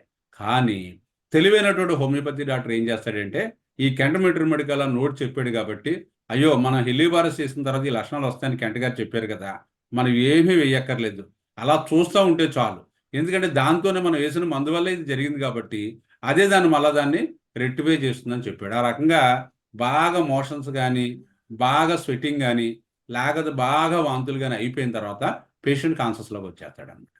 పేషెంట్ కాన్షియస్లోకి వచ్చేసి ఆ తర్వాత వీటంతా ఇవే తగ్గిపోయి అంతే తప్పించి మీరు మోషన్స్ అవుతున్నాయని నాకు లెక్కలు పెట్టుకుని వాసన వస్తే పోడోపైలము, లేకపోతే ఇంకోటి అయితే ఇంకో డ్రగ్, లేకపోతే స్వెటింగ్ పడితే ఏ సైలీషో, లేకపోతే ఇంకో డ్రగ్ చైనో, లేకపోతే వాంతులు అయిపోతుంటే ఫాస్ఫరస్, ఇలాంటి మందులు వేస్తే కేసు స్పాయిల్ అయిపోతుంది. అందువల్ల ఏంటంటే మనం బాగా గుర్తుపెట్టుకోవాల్సింది ఏంటంటే హెలిబారస్ చేసిన తర్వాత ఇలాంటి లక్షణాలు కనుక మన పేషెంట్లో డయోరియా కానీ, స్వెటింగ్ కానీ, వామిటింగ్స్ కానీ వచ్చినట్లయితే మనం ఎక్కడా కూడా రెమెడీ మార్చకుండా దాని మీద ఉంచి పేషెంట్ తాలూకు వాళ్ళ పేరెంట్స్ కానీ వాళ్ళ ఎవరన్నా వాళ్ళ తాలూకు బంధువులు కానీ ఉన్నట్టయితే మీరు విషయం అంతా చెప్పి జాగ్రత్తగా వాళ్ళని కోఆపరేట్ చేయమని చెప్పి మీరు వైద్యం చేసినట్లయితే డెఫినెట్గా కేసు బాగుపడుతుంది అనమాట. సార్ వాళ్ళకి డీహైడ్రేషన్ రాదా? డిహైడ్రేషన్ రాదు, మందు ఉంది కదా, మందు సెట్ చేసుకుంటుంది. ఇప్పుడు మనకి పేషెంట్కి లో బీపీ వచ్చేస్తుందమ్మా, ఎంత వచ్చింది మనకి ఒక 70/60కి వచ్చింది. అలాంటప్పుడు మనం చైనా 30 వేస్తే వాడు లేచి కూర్చుంటున్నాడు కదా, మన ఏమైనా వారల ఫ్లూయిడ్స్ కానీ లేకపోతే మన ఐవి ఫ్లూయిడ్స్ కానీ పెట్టామా? లేదు కదా. అది కానీ ఐవి ఫ్లూయిడ్స్ అవి ఎక్కించడం అనేది తప్పు కాదు. ఐవి ఫ్లూయిడ్స్ మందు కాదు, ఐవి ఫ్లూయిడ్స్ మన రెమెడీ కాదు, మెయింటెనెన్స్ అంతే, మెయింటైన్ చేసుకోవచ్చు. అలాంటి కండిషన్లో కాకపోతే ఐవి ఫ్లూయిడ్స్ అవి ఎక్కించుకోవచ్చు. మీరు ఈ సెలైన్స్ అవన్నీ పెట్టుకోవచ్చు, కానీ డ్రగ్ వేయకూడదు, యాంటీబయాటిక్స్ వేయకూడదు. అలాగే మన హోమియోపతిలో ఏ మందు కూడా వేసి దాన్ని ఆపకూడదు. అది చెప్పేది అది బాడీలో జరిగేటువంటి రెక్టిఫికేషన్ అనమాట. అది నెక్స్ట్. అందువల్ల మనకేంటంటే ముఖ్యంగా ఈ కండిషన్స్లో మనకి హెలిబారస్ మెయిన్ ఇండికేషన్, దీన్ని బట్టి మనం హెలిబారస్ వాడుతూ ఉంటాం అనమాట. అందువల్ల హెలిబారస్ వేసిన తర్వాత ఈ రకమైనటువంటి లక్షణాలు వచ్చినట్టు మనం కంగారు పడకుండా జాగ్రత్తగా ఆ పిల్లల్లో బ్రెయిన్ వాప్ వచ్చినటువంటి, జ్వరాల్లో వచ్చినటువంటి, ఆ కోమాలో కానీ పెద్దవాళ్ళలో కానీ ఏదైనా ఇలాంటి సిచ్యువేషన్స్ ఉన్నప్పుడు హెలిబారస్ వేసిన తర్వాత ఈ లక్షణాలు కనుక మనకి బయటపడినట్టయితే కంగారు పడకుండా డ్రగ్ మార్చకుండా దాన్ని జాగ్రత్తగా చూసుకోమని మనకి కెంట్ గారు చెప్తున్నారు అనమాట. అందువల్ల next come to the next meningitis. అంటే మా అమ్మాయి పిక్చర్స్ ఏవో దీంట్లో పెట్టింది, మెనింజైటిస్లో ఏ రకంగా ఉంటుంది ఏంటి అన్నది. Next come to the steering at the individual talking. వీళ్ళు ఏం చేస్తారంటే అలాగే చూస్తూ ఉంటారు అనమాట. అలాగే స్పేస్లో చూడడం అనేది మనకి ఈ హెలిబారస్లో ఉంటుంది. రెండోది స్ట్రమోనియాలో కూడా ఉంటుంది.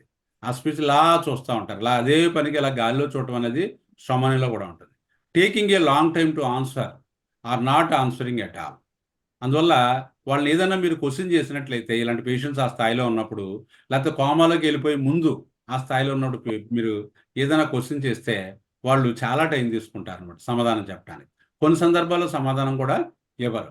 Indicated in violent attacks of brain trouble. ఈ హెలిబారస్ అనేది చాలా వైలెంట్ ట్రబుల్స్ అనమాట.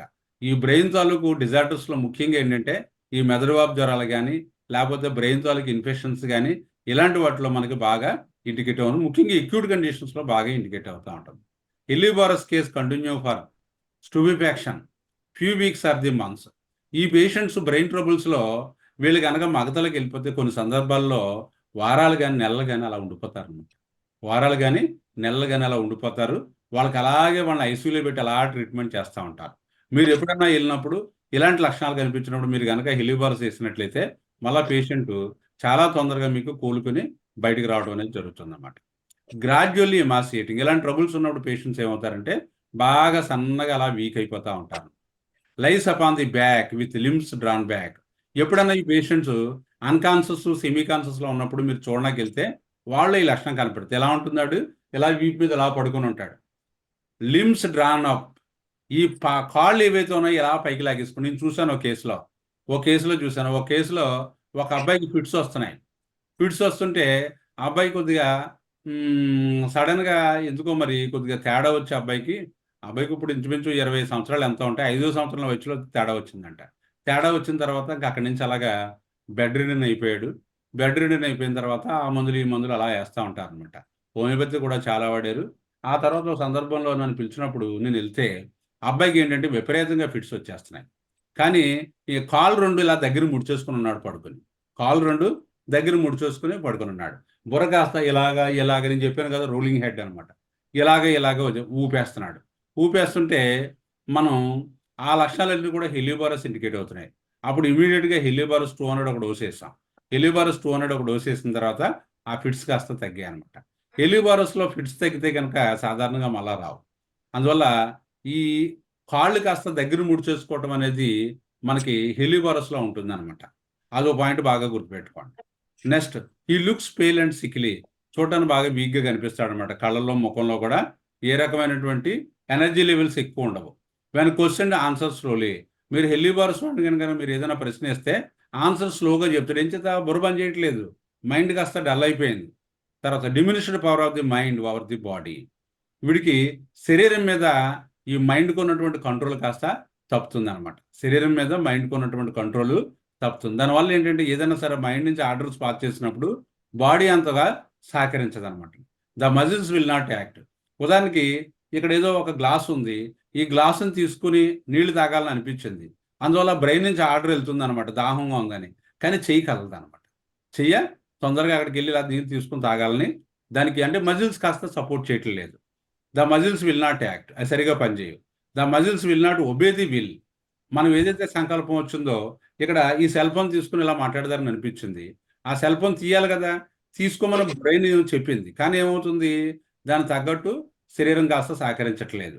ఈ రకంగా మైండ్ యొక్క లేదా విల్ యొక్క సంకల్పం ఏదైతే ఉంటుందో దానికి తగ్గట్టు అది ఆర్డర్ పాస్ చేసినట్టు ఆ మజిల్స్ కాస్త మనకి దానికి రియాక్ట్ అవ్వడం అనమాట. ఈ హెలిబారస్లో ఇంత డల్నెస్ బాడీలో కనిపిస్తూ ఉంటుంది. It is a paralytic state. దీన్ని ఏమని చెప్తా అంటే ఈ కండిషన్ అంతా కలిపి మనం పారాలైటిక్ స్టేట్ అంటే ప్యారలైజ్ అయిపోతుంది బాడీ అనమాట. బట్ స్టూపిఫాక్షన్ ఎక్స్ప్రెస్, దానివల్ల ఏంటంటే మీకు ఈ స్టూపిఫాక్షన్ అంటే ఈ మగత కాస్త ఈ రకమైనటువంటి యాక్షన్స్ అన్నీ కూడా మనకి ఎక్స్ప్రెస్ చేస్తూ ఉంటాం. And it is a typical case of helleborus. అందువల్ల హెలిబారస్లో మెయిన్ మనకి ఏంటంటే బాడీ యొక్క కండరాలు కానీ లేకపోతే మిగతా అవయవాలు కానీ అంటే మనకి ఏవైతే యాక్షన్లో ఉంటాయో అవన్నీ కూడా మనకి డల్ అయిపోతూ ఉంటాయి అనమాట. Cannot concentrate the mind, mind కూడా వీడు కాన్సన్ట్రేట్ చేయలేడు. The patient appears semi idiotic. Patient ఎలా ఉంటాడంటే చూడటానికి మీరు అడిగిన ప్రశ్నలకు సమాధానం చెప్పలేడు, కొంతమో స్పృహలో ఉన్నట్టుంటాడు, కొంతమో అన్కాన్షియస్లో ఉన్నట్టుంటాడు, సెమీ కాన్షియస్లో ఉన్నట్టుంటాడు, ఇడియోటిక్ అనమాట. ఏంటి వీడికి తెలివితేటలు ఎలా ఉంటాయి, బ్రెయిన్ ఎలా ఉంటుంది, మైండ్ ఎలా ఉంటుంది అని అడిగితే మీరు అలా అడుగుతారు కదా, మనకి ఆటిజం పేషెంట్ ఆ టైపులోకి వెళ్ళిపోతాడు అనమాట. బ్రెయిన్ యాక్టివిటీస్ అన్నీ కూడా డల్ అయిపోతాయి. ఇది బాగా గుర్తుపెట్టుకోండి హెలిబారస్లో. Next, muttering present. ఎప్పుడైతే మనకి సెమీ కాన్షియస్లో ఉన్నాడో ఏదో మగతగా ఏదో మాటలు మాట్లాడుతుంటాడు అనమాట, ఏదో అన్నట్టు అంటూ ఉంటాడు. దాన్ని మటరింగ్ అంటాము. సనుక్కోవడం అంటాను చూస్తారా, ఆ సనుక్కున్నట్టు ఉంటాడు అనమాట వీడు. మోర్ స్టూపిఫాక్షన్, ఇంకా అక్కడి నుంచి ఏమవుతుందంటే ఇంకా బాగా మత్తులోకి వెళ్ళిపోతాడు అనమాట. When we question says do nothing, say nothing. ఏమైందంటే ఏమీ లేదు అంటుంటాడు. ఆనందన్నావా, ఏమీ లేదు. ఎలా ఉంది నీకు, ఏమీ లేదు. ఇలాగా లేదు లేదని అలా సమాధానం చెప్తూ ఉంటాడు అనమాట హెలిబారస్ వాడు. కన్ఫ్యూజన్ ఆఫ్ మైండ్, బ్రెయిన్ అంతా కూడా కన్ఫ్యూజన్లో ఉంటుంది అనమాట. ఈ కెనాట్ థింక్, సరిగా ఆలోచించలేడు. అండ్ కన్ఫ్యూజన్ ఆఫ్ మైండ్, బుర్ర అంతా కూడా కన్ఫ్యూజన్గా ఉంటుంది. ఏం చేయాలో ఏం చేస్తున్నాడో ఏమీ తెలియనటువంటి ఒక స్థితిలో ఉంటాడు అనమాట. Patient unable to tell you what has in mind when he aroused. పొద్దుట్లు లెగ్గానే ఏమవుతుందంటే ఆడికి ఏం చెప్పాలో ఏంటో ఏం అర్థం కాదు, కన్ఫ్యూజన్లో ఉంటాడు. He will talk about spirits and says that he has sees devil. ఈ లేచిన తర్వాత ఏం చెప్తాడంటే ఆత్మల గురించి, ఈ దెయ్యాల గురించి నేను చూశానని చెప్పడం, ఈ రకమైనటువంటి సబ్ కాన్షియస్లోకి వెళ్ళిపోతూ ఉంటాడు అనమాట. మనకి పూర్తిగా బ్రెయిన్ యాక్టివిటీగా మంచి ఎక్యూట్ కండిషన్లో మాత్రం ఎట్టి పరిస్థితుల్లోనూ ఉండదు. ఎందులోని హెలిబారస్లో. ఈ సీస్ ఇమాజినేషన్స్, కొన్ని ఏవో కనిపిస్తూ ఉంటాయి, కొన్ని వస్తువులు, కొన్ని ప్రాణులు కనిపిస్తూ ఉంటాయి. దట్ హీ సీయింగ్ డెవిల్, నేను దెయ్యాన్ని చూశానని చెప్తా ఉంటాడు. హార్న్స్, దానికి కొమ్ములు కూడా ఉన్నాయి, అండ్ టెయిల్, దానికి తోక కూడా ఉంది. ఇలా చెప్తా ఉంటే మీకు ఏమనిపిస్తుంది, పిచ్చడైపోతున్నాడు రా బాబా అనిపిస్తుంది. నిజంగా కూడా అదే. Helleborus has a form of insanity. రాను ఈ లక్షణాలు ఎప్పుడైతే మనిషిలో వస్తూ ఉంటాయో అందువల్ల ఏమవుతాడంటే వాడు ఈ ఇన్సానిటీ అనేటువంటి ఆ బార్డర్లోకి వెళ్ళిపోతున్నాడు అనమాట. And she has sinned. రెండోది, షీ ఇమాజిన్స్ షీ హ్యాజ్ ఏదో పాపం చేశానన్న ఒక భ్రాంతిలో ఉంటాడనమాట. ఆ రకమైనటువంటి నేచర్ అంతా కూడా వస్తూ ఉంటుంది. She believes that she is doing wrong. నేను ఏదో తప్పు చేస్తాననే ఫీలింగ్ ఉన్నాను. She is committing an unpardonable sin. ఏదో క్షమించరానటువంటి పాపాలు చేస్తున్నట్టు, తప్పులు చేస్తున్నట్టు ఈ రకమైనటువంటి భావనలు హెలియోబారస్ పేషెంట్స్లో ఉంటాయి. అదొకటి. This is indication for approaching the insanity. అందువల్ల ఇది ఏంటంటే ఇన్సానిటీలోకి ఒక మనిషి ఏ రకంగా వెళ్తున్నాడు అన్న దానికి ప్రారంభంలో ఈ రకమైనటువంటి ఆలోచనలన్నీ కూడా వస్తూ ఉంటాయి. మనం చాలా మందిలో చూస్తూ ఉంటాం. కడిగిందే కడగటం, అలాగే తుడిచిందే తుడవటం, లేకపోతే ఇంకా పూజల పేరు చెప్పి ఇంకా అలాగే పూజలు చేసుకుంటూ ఉంటాం, లేకపోతే ఉపవాసాల పేరు చెప్పి అలాగే ఉపవాసాలు అలాగే శుష్కించుకోవటం, ఇవన్నీ కూడా ఏంటంటే మనకి ప్రారంభ లక్షణాలు అనమాట. తర్వాత వాళ్ళు ఒక రకమైనటువంటి ఇన్సానిటీలోకి వెళ్ళిపోతారు అనమాట. ఇవన్నీ కూడా మనం స్టార్టింగ్లోనే వీటిని కనుక మనం ఐడెంటిఫై చేసి ఆ ఇండికేటెడ్ డ్రగ్ కనుక వేసినట్లయితే దాని నుంచి కాస్త వాళ్ళు బయటపడిపోతారు. In children between 2 to 10 years age, lying on back, staring with half closed eyes, lips move without any sound. పిల్లల్లో ఏంటంటే ఈ బ్రెయిన్ తాలూకు డిజార్డర్స్ అవి ఉన్నప్పుడు ముఖ్యంగా 2 to 10 years అనమాట. వాళ్ళు ఏంటంటే ఇలా పడుకుని వీపు మీద పడుకుని మంచం మీద అలా గాల్లోకి అలా చూస్తూ ఉంటారు. గాల్లో చూస్తూ కళ్ళు కాస్త సగం మూసి సగం తెరిచినట్టు ఉంటారనమాట. అంతేకాదు ఏవేవో మాట్లాడుతూ ఉంటారు. మాట్లాడే ఆ సౌండ్ కాస్త మనకి వినపడదు. ఆ లిప్స్ మూవ్ అవుతూ ఉంటాయి అనమాట. ఈ రకమైనటువంటి లక్షణం మనకి హెలియోబారస్లో ఉంటా ఉంటుంది. Lips moves as if the child wishes to say something. అంటే ఏదో చెప్పాలనుకుని ఆ స్టేజ్లో ఉన్న పేషెంట్ కాస్త పాపం ఆ రోగంతో వాడు ఏంటంటే లిప్స్ మూవ్ చేస్తూ ఉంటాడు. But questioning the forget in the child want to say. మనం ఏదైనా అడిగేసరికి ఏమవుతాడంటే వాడు ఏదైతే చెప్పాలనుకున్నాడో అది కాస్త మర్చిపోతూ ఉంటాడనమాట. ఇది పిల్లల్లో ముఖ్యంగా మనకి కనిపిస్తుంది. హైడ్రోసెఫాలస్ అంటే పిక్చర్ ఇక్కడ కనిపిస్తుంది చూడండి. అంటే హెడ్ కాస్త ఇంత లార్జ్గా అయిపోతూ ఉంటుంది అనమాట. ఇలాంటి కండిషన్స్లో పేషెంట్స్ ఏమవుతారంటే తర్వాత మెమరీ ఇవన్నీ కూడా పోతూ ఉంటాయి. కానీ మీరు హోమియోపతిలో ముఖ్యంగా ఏంటంటే మనకి ఈ హైడ్రోసెఫాలస్ కండిషన్లో ఇందా చెప్పాను కదా నేను, ఎపిస్ ఒకటి, హెలియోబారస్ ఒకటి, తర్వాత కాల్కేరియాకార్బ్ ఒకటి, ట్యూబర్కులం ఒకటి. ఈ 4 మెడిసిన్స్లో ఏదో ఒకటి మీరు కరెక్ట్గా మ్యాక్సిమం ఇవే ఇండికేట్ అవుతాయండి. మీరు ఆ ఇండికేట్ అయిన మందుని మీరు కాస్త జాగ్రత్తగా మీరు అక్కడ సందర్భాన్ని బట్టి వేసినట్టయితే ఆ బుర్ర కాస్త సైజు తగ్గుద్ది. తర్వాత ఏమవుతుందంటే ఆ హైడ్రోసెఫాలస్ వాళ్ళు ఎక్కువ నెక్ నిలబెట్టలేరు. ఆ తర్వాత మీకు నెక్ కాస్త నిలబెట్టేసి పేషెంట్స్ కాస్త మళ్ళీ నార్మల్ జీవితంలో రావడానికి అవకాశం ఉంటుంది అనమాట. దీంట్లో ద బ్రెయిన్ కింద చెప్పాను కదా, శ్రీక్ అనమాట, అది ఉంటుందన్నమాట హైడ్రోసెఫాలస్లో. అలాంటప్పుడు మనకి హెలియోబారస్ ఇండికేట్ అవుతుంది, ఎపిస్ ఇండికేట్ అవుతుంది. హెలియోబారస్లో అయితే అన్కాన్షియస్లో ఉన్నట్టు, లేకపోతే స్టూపిఫాక్షన్ ఉంటుంది, మత్తు ఉంటుంది. మీకు ఎపిస్లో మత్తు మెయిన్ ఇంపార్టెంట్ కాదు. The child will cry out in sleep. నిద్రలో విపరీతమైనటువంటి పిచ్చి కేకేస్తూ ఉంటారు అనమాట. She will carry the hand to the head and streak like Apis. అందువల్ల ఏమవుతుందంటే ఇక్కడ పేషెంట్ గట్టిగా కేకేసి చెయ్యి కాస్త బుర్రమే పెట్టుకుని గట్టిగా కేకేస్తుంది అనమాట. అది ఎపిస్లో కూడా ఉంటుంది బాగా. But hydrocephalus is more acute. Hydrocephalus అనేది ఎక్యూట్ డిసీజే. దీన్ని మనం ఇమీడియట్గా మనం చెప్పిన 4 మందులు సరిపోతే పెద్ద దూరం వెళ్ళక్కర్లేదు. ఒకటి ట్యూబర్కులం, రెండోది కాల్కేరియాకార్బ్, మూడోది ఎపిస్, నాలుగోదేమో ఈ helleborus. Apis patient kicks the covers and put the head in to the pillow. వాడు ఏం చేస్తాడంటే కవర్లను వాటిని పీకేస్తూ ఉంటాడనమాట. ఆ పిల్లోస్ తాలూకు ఆ బుర్ర కాస్త పట్టుకెళ్ళి దేంట్లో పెట్టేస్తాడు, ఆ పిల్లోస్లో పెట్టేస్తూ ఉంటాడు. బట్ ఏదైనా కిటికీ helleborus the patient lies on the back, limbs drawn back, పెట్టుకుంటుంది. హెలియోబారస్ పేషెంట్ ఏం చేస్తాడు, ఇలా మంచమే పడుకుంటాడు. కాలు 2 కూడా బాగా గుర్తుపెట్టుకోండి. కాలు 2 కూడా సాధారణంగా పడుకున్నా సరే కాలు 2 చాపు పడుకుంటారు. కానీ హెలియోబారస్ వాడు ఏం చేస్తాడంటే కాలు 2 ఇలా దగ్గర ముడిచేసుకుంటాడు. ఆ పోచర్ అనేది మీకు హెలియోబారస్ లో కనిపిస్తూ ఉంటుంది. Often making automatic motions arms and the limbs. ఇది బాగా గుర్తుపెట్టుకోండి. ఒక పాయింట్ చెప్తాను. ముఖ్యంగా ఏంటంటే మీరు కొద్దిమంది పేషెంట్స్లో ఏం చేస్తారంటే మీకు ఈ బ్రెయిన్ డిజార్డర్స్ ఉన్న వాళ్ళు, ట్రబుల్స్ స్టార్ట్ అవుతున్న వాళ్ళు కూడా పడుకున్నప్పుడు చేతులు అవి వేళ్ళు ఎలా కదిపేస్తూ ఉంటాయి, ఇలా అంటూ ఉంటారు. మీకు చూడగానే చాలా భయం కనిపిస్తూ ఉంటుంది. ఏంటి మాట్లాడుతుంటే అన్నీ బాగానే ఉంటాయి. ఎలా ఉన్నావు, పడుకున్నావు, నిద్ర పట్టిందా, బాగా పట్టింది అంటారు. అప్పుడు నిద్రలో ఏం చేస్తాడంటే ఈ వేళ్ళు ఇలా అంటాడు, కాలు వేళ్ళు ఇలా అంటాడు, కాలు కదుపుతూ ఉంటాడు. ఈ పోస్చర్స్ అన్నీ కూడా మనకి ఈ మూమెంట్స్ అన్ని ఆటోమేటిక్ మోషన్స్ అన్ని తెలియకుండా వీళ్ళకి జరుగుతూ ఉంటాయి అన్నమాట. జరుగుతూ ఉంటే అది సంథింగ్ బ్రెయిన్ డిజార్డర్ ఏదో స్టార్ట్ అవుతుందని మీరు బాగా గుర్తుపెట్టుకోండి. అలాంటి వాళ్ళు కనుక ఈ involuntary movements of the fingers కానీ, టోస్ కానీ, మజిల్స్ కానీ కనిపించినట్లయితే better to give the హెలియోబారస్ 200. Helleborus 200 ఇచ్చినట్టయితే అవన్నీ కూడా పూర్తిగా తగ్గిపోతూ ఉంటాయి. అది వేరు, ఇలా కదపడం వేరు. కొంతమంది ఇలా షివరింగ్ వస్తూ ఉంటుంది. ఈ షివరింగ్ వచ్చిన వాళ్ళు ఏమవుతుందంటే మనకి అది పార్కిన్సన్ డిసీజ్ అంటాం. పార్కిన్సన్ డిసీజ్ అంటాం. షివరింగ్ వచ్చేస్తూ ఉంటుంది ఇలా. అది వేరేది.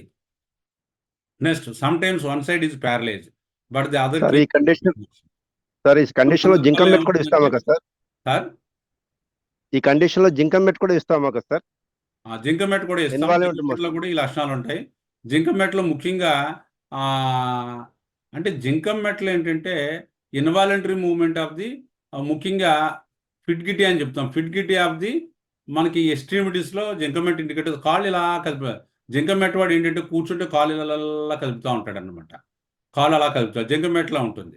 కానీ హెల్లీబోరస్లోకి ఏంటంటే involuntary movements of the fingers అలాగే కాళ్ళు, అలాగే మీకు కండరాలు, కొన్ని కండరాలు ఇలా అదురుతూ ఉంటాయి. కండరాలు ఇలా అదురుతూ ఉంటాయి. కండరాలు, ఆ కండరాలు మీకు తెలియకుండా చెప్తా ఉంటాడు, ఇది చూడండి నా కండరం ఎలా అదురుతుంది అంటే ఇలాగా మూమెంట్ వస్తూ ఉంటుంది. ఈ మూమెంట్స్ అన్నీ కూడా మనకి హెల్లీబోరస్లో ఉంటాయి. మిగతా సెటప్ కూడా మనకి హెల్లీబోరస్ తాలూకు కనిపిస్తూ ఉంటుంది. కానీ ఈ జింకమెట్ తాలూకులో ముఖ్యంగా ఏంటంటే కాల్లో స్థిరత్వం ఉండదు అనమాట, అలాగే కదుపుతూ ఉంటారు. అది నెక్స్ట్ డాక్టర్ గారు అంటే జింకమెట్లో కాన్షియస్ ఉంటుంది. కాన్షియస్ ఉంటుంది, స్పృహ లేకపోవడం అదే ఉండదు. అది అది మెయిన్ తేడా. ఇది ఏంటంటే అంటే ఇప్పుడు ఈ కండిషన్స్ లో కూడా మన స్పృహలోనే ఉంటాడు పేషెంట్. అంటే ఆహా. కంప్లైంట్ స్టార్ట్ అయ్యే ముందు ఈ రకమైనటువంటి మూమెంట్స్ అన్నీ వస్తుంటాయి అనమాట. మూమెంట్ అన్నీ వచ్చి బ్రెయిన్ ఫ్యాకల్టీస్ అన్ని కూడా డల్ అయిపోయి అక్కడి నుంచి అలా అలాగే ఇంకా అన్కాన్షియస్లోకి వెళ్ళిపోతాడు. అంటే మీరు యాజ్ ఎ హోమియోపతి డాక్టర్గా ఇది ఒక పెక్యులర్ కండిషన్ స్టార్ట్ అయింది, సంథింగ్ బ్రెయిన్లో ఏదో డిజార్డర్ స్టార్ట్ అయింది.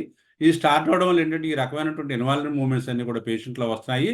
పేషెంట్లో కూడా మైండ్ యొక్క పవర్ అది కాస్త యాక్టివిటీ తగ్గుతుంది అనే లక్షణాలు మీరు గమనించినప్పుడు ఇమీడియట్గా కనుక మీరు దాని తాలూకు ఇన్వెస్టిగేషన్స్ అన్నీ చేయించి ఆ బ్రెయిన్లో తాలూకు ఏమైనా ట్యూమర్స్ ఉన్నాయా, బ్రెయిన్ ట్యూమర్లో కూడా ఉంటాయి ఇవి. బ్రెయిన్ ట్యూమర్స్ ఇవి డెవలప్ అయ్యేటప్పుడు కూడా ఈ లక్షణాలు అన్నీ వస్తుంటాయి అనమాట.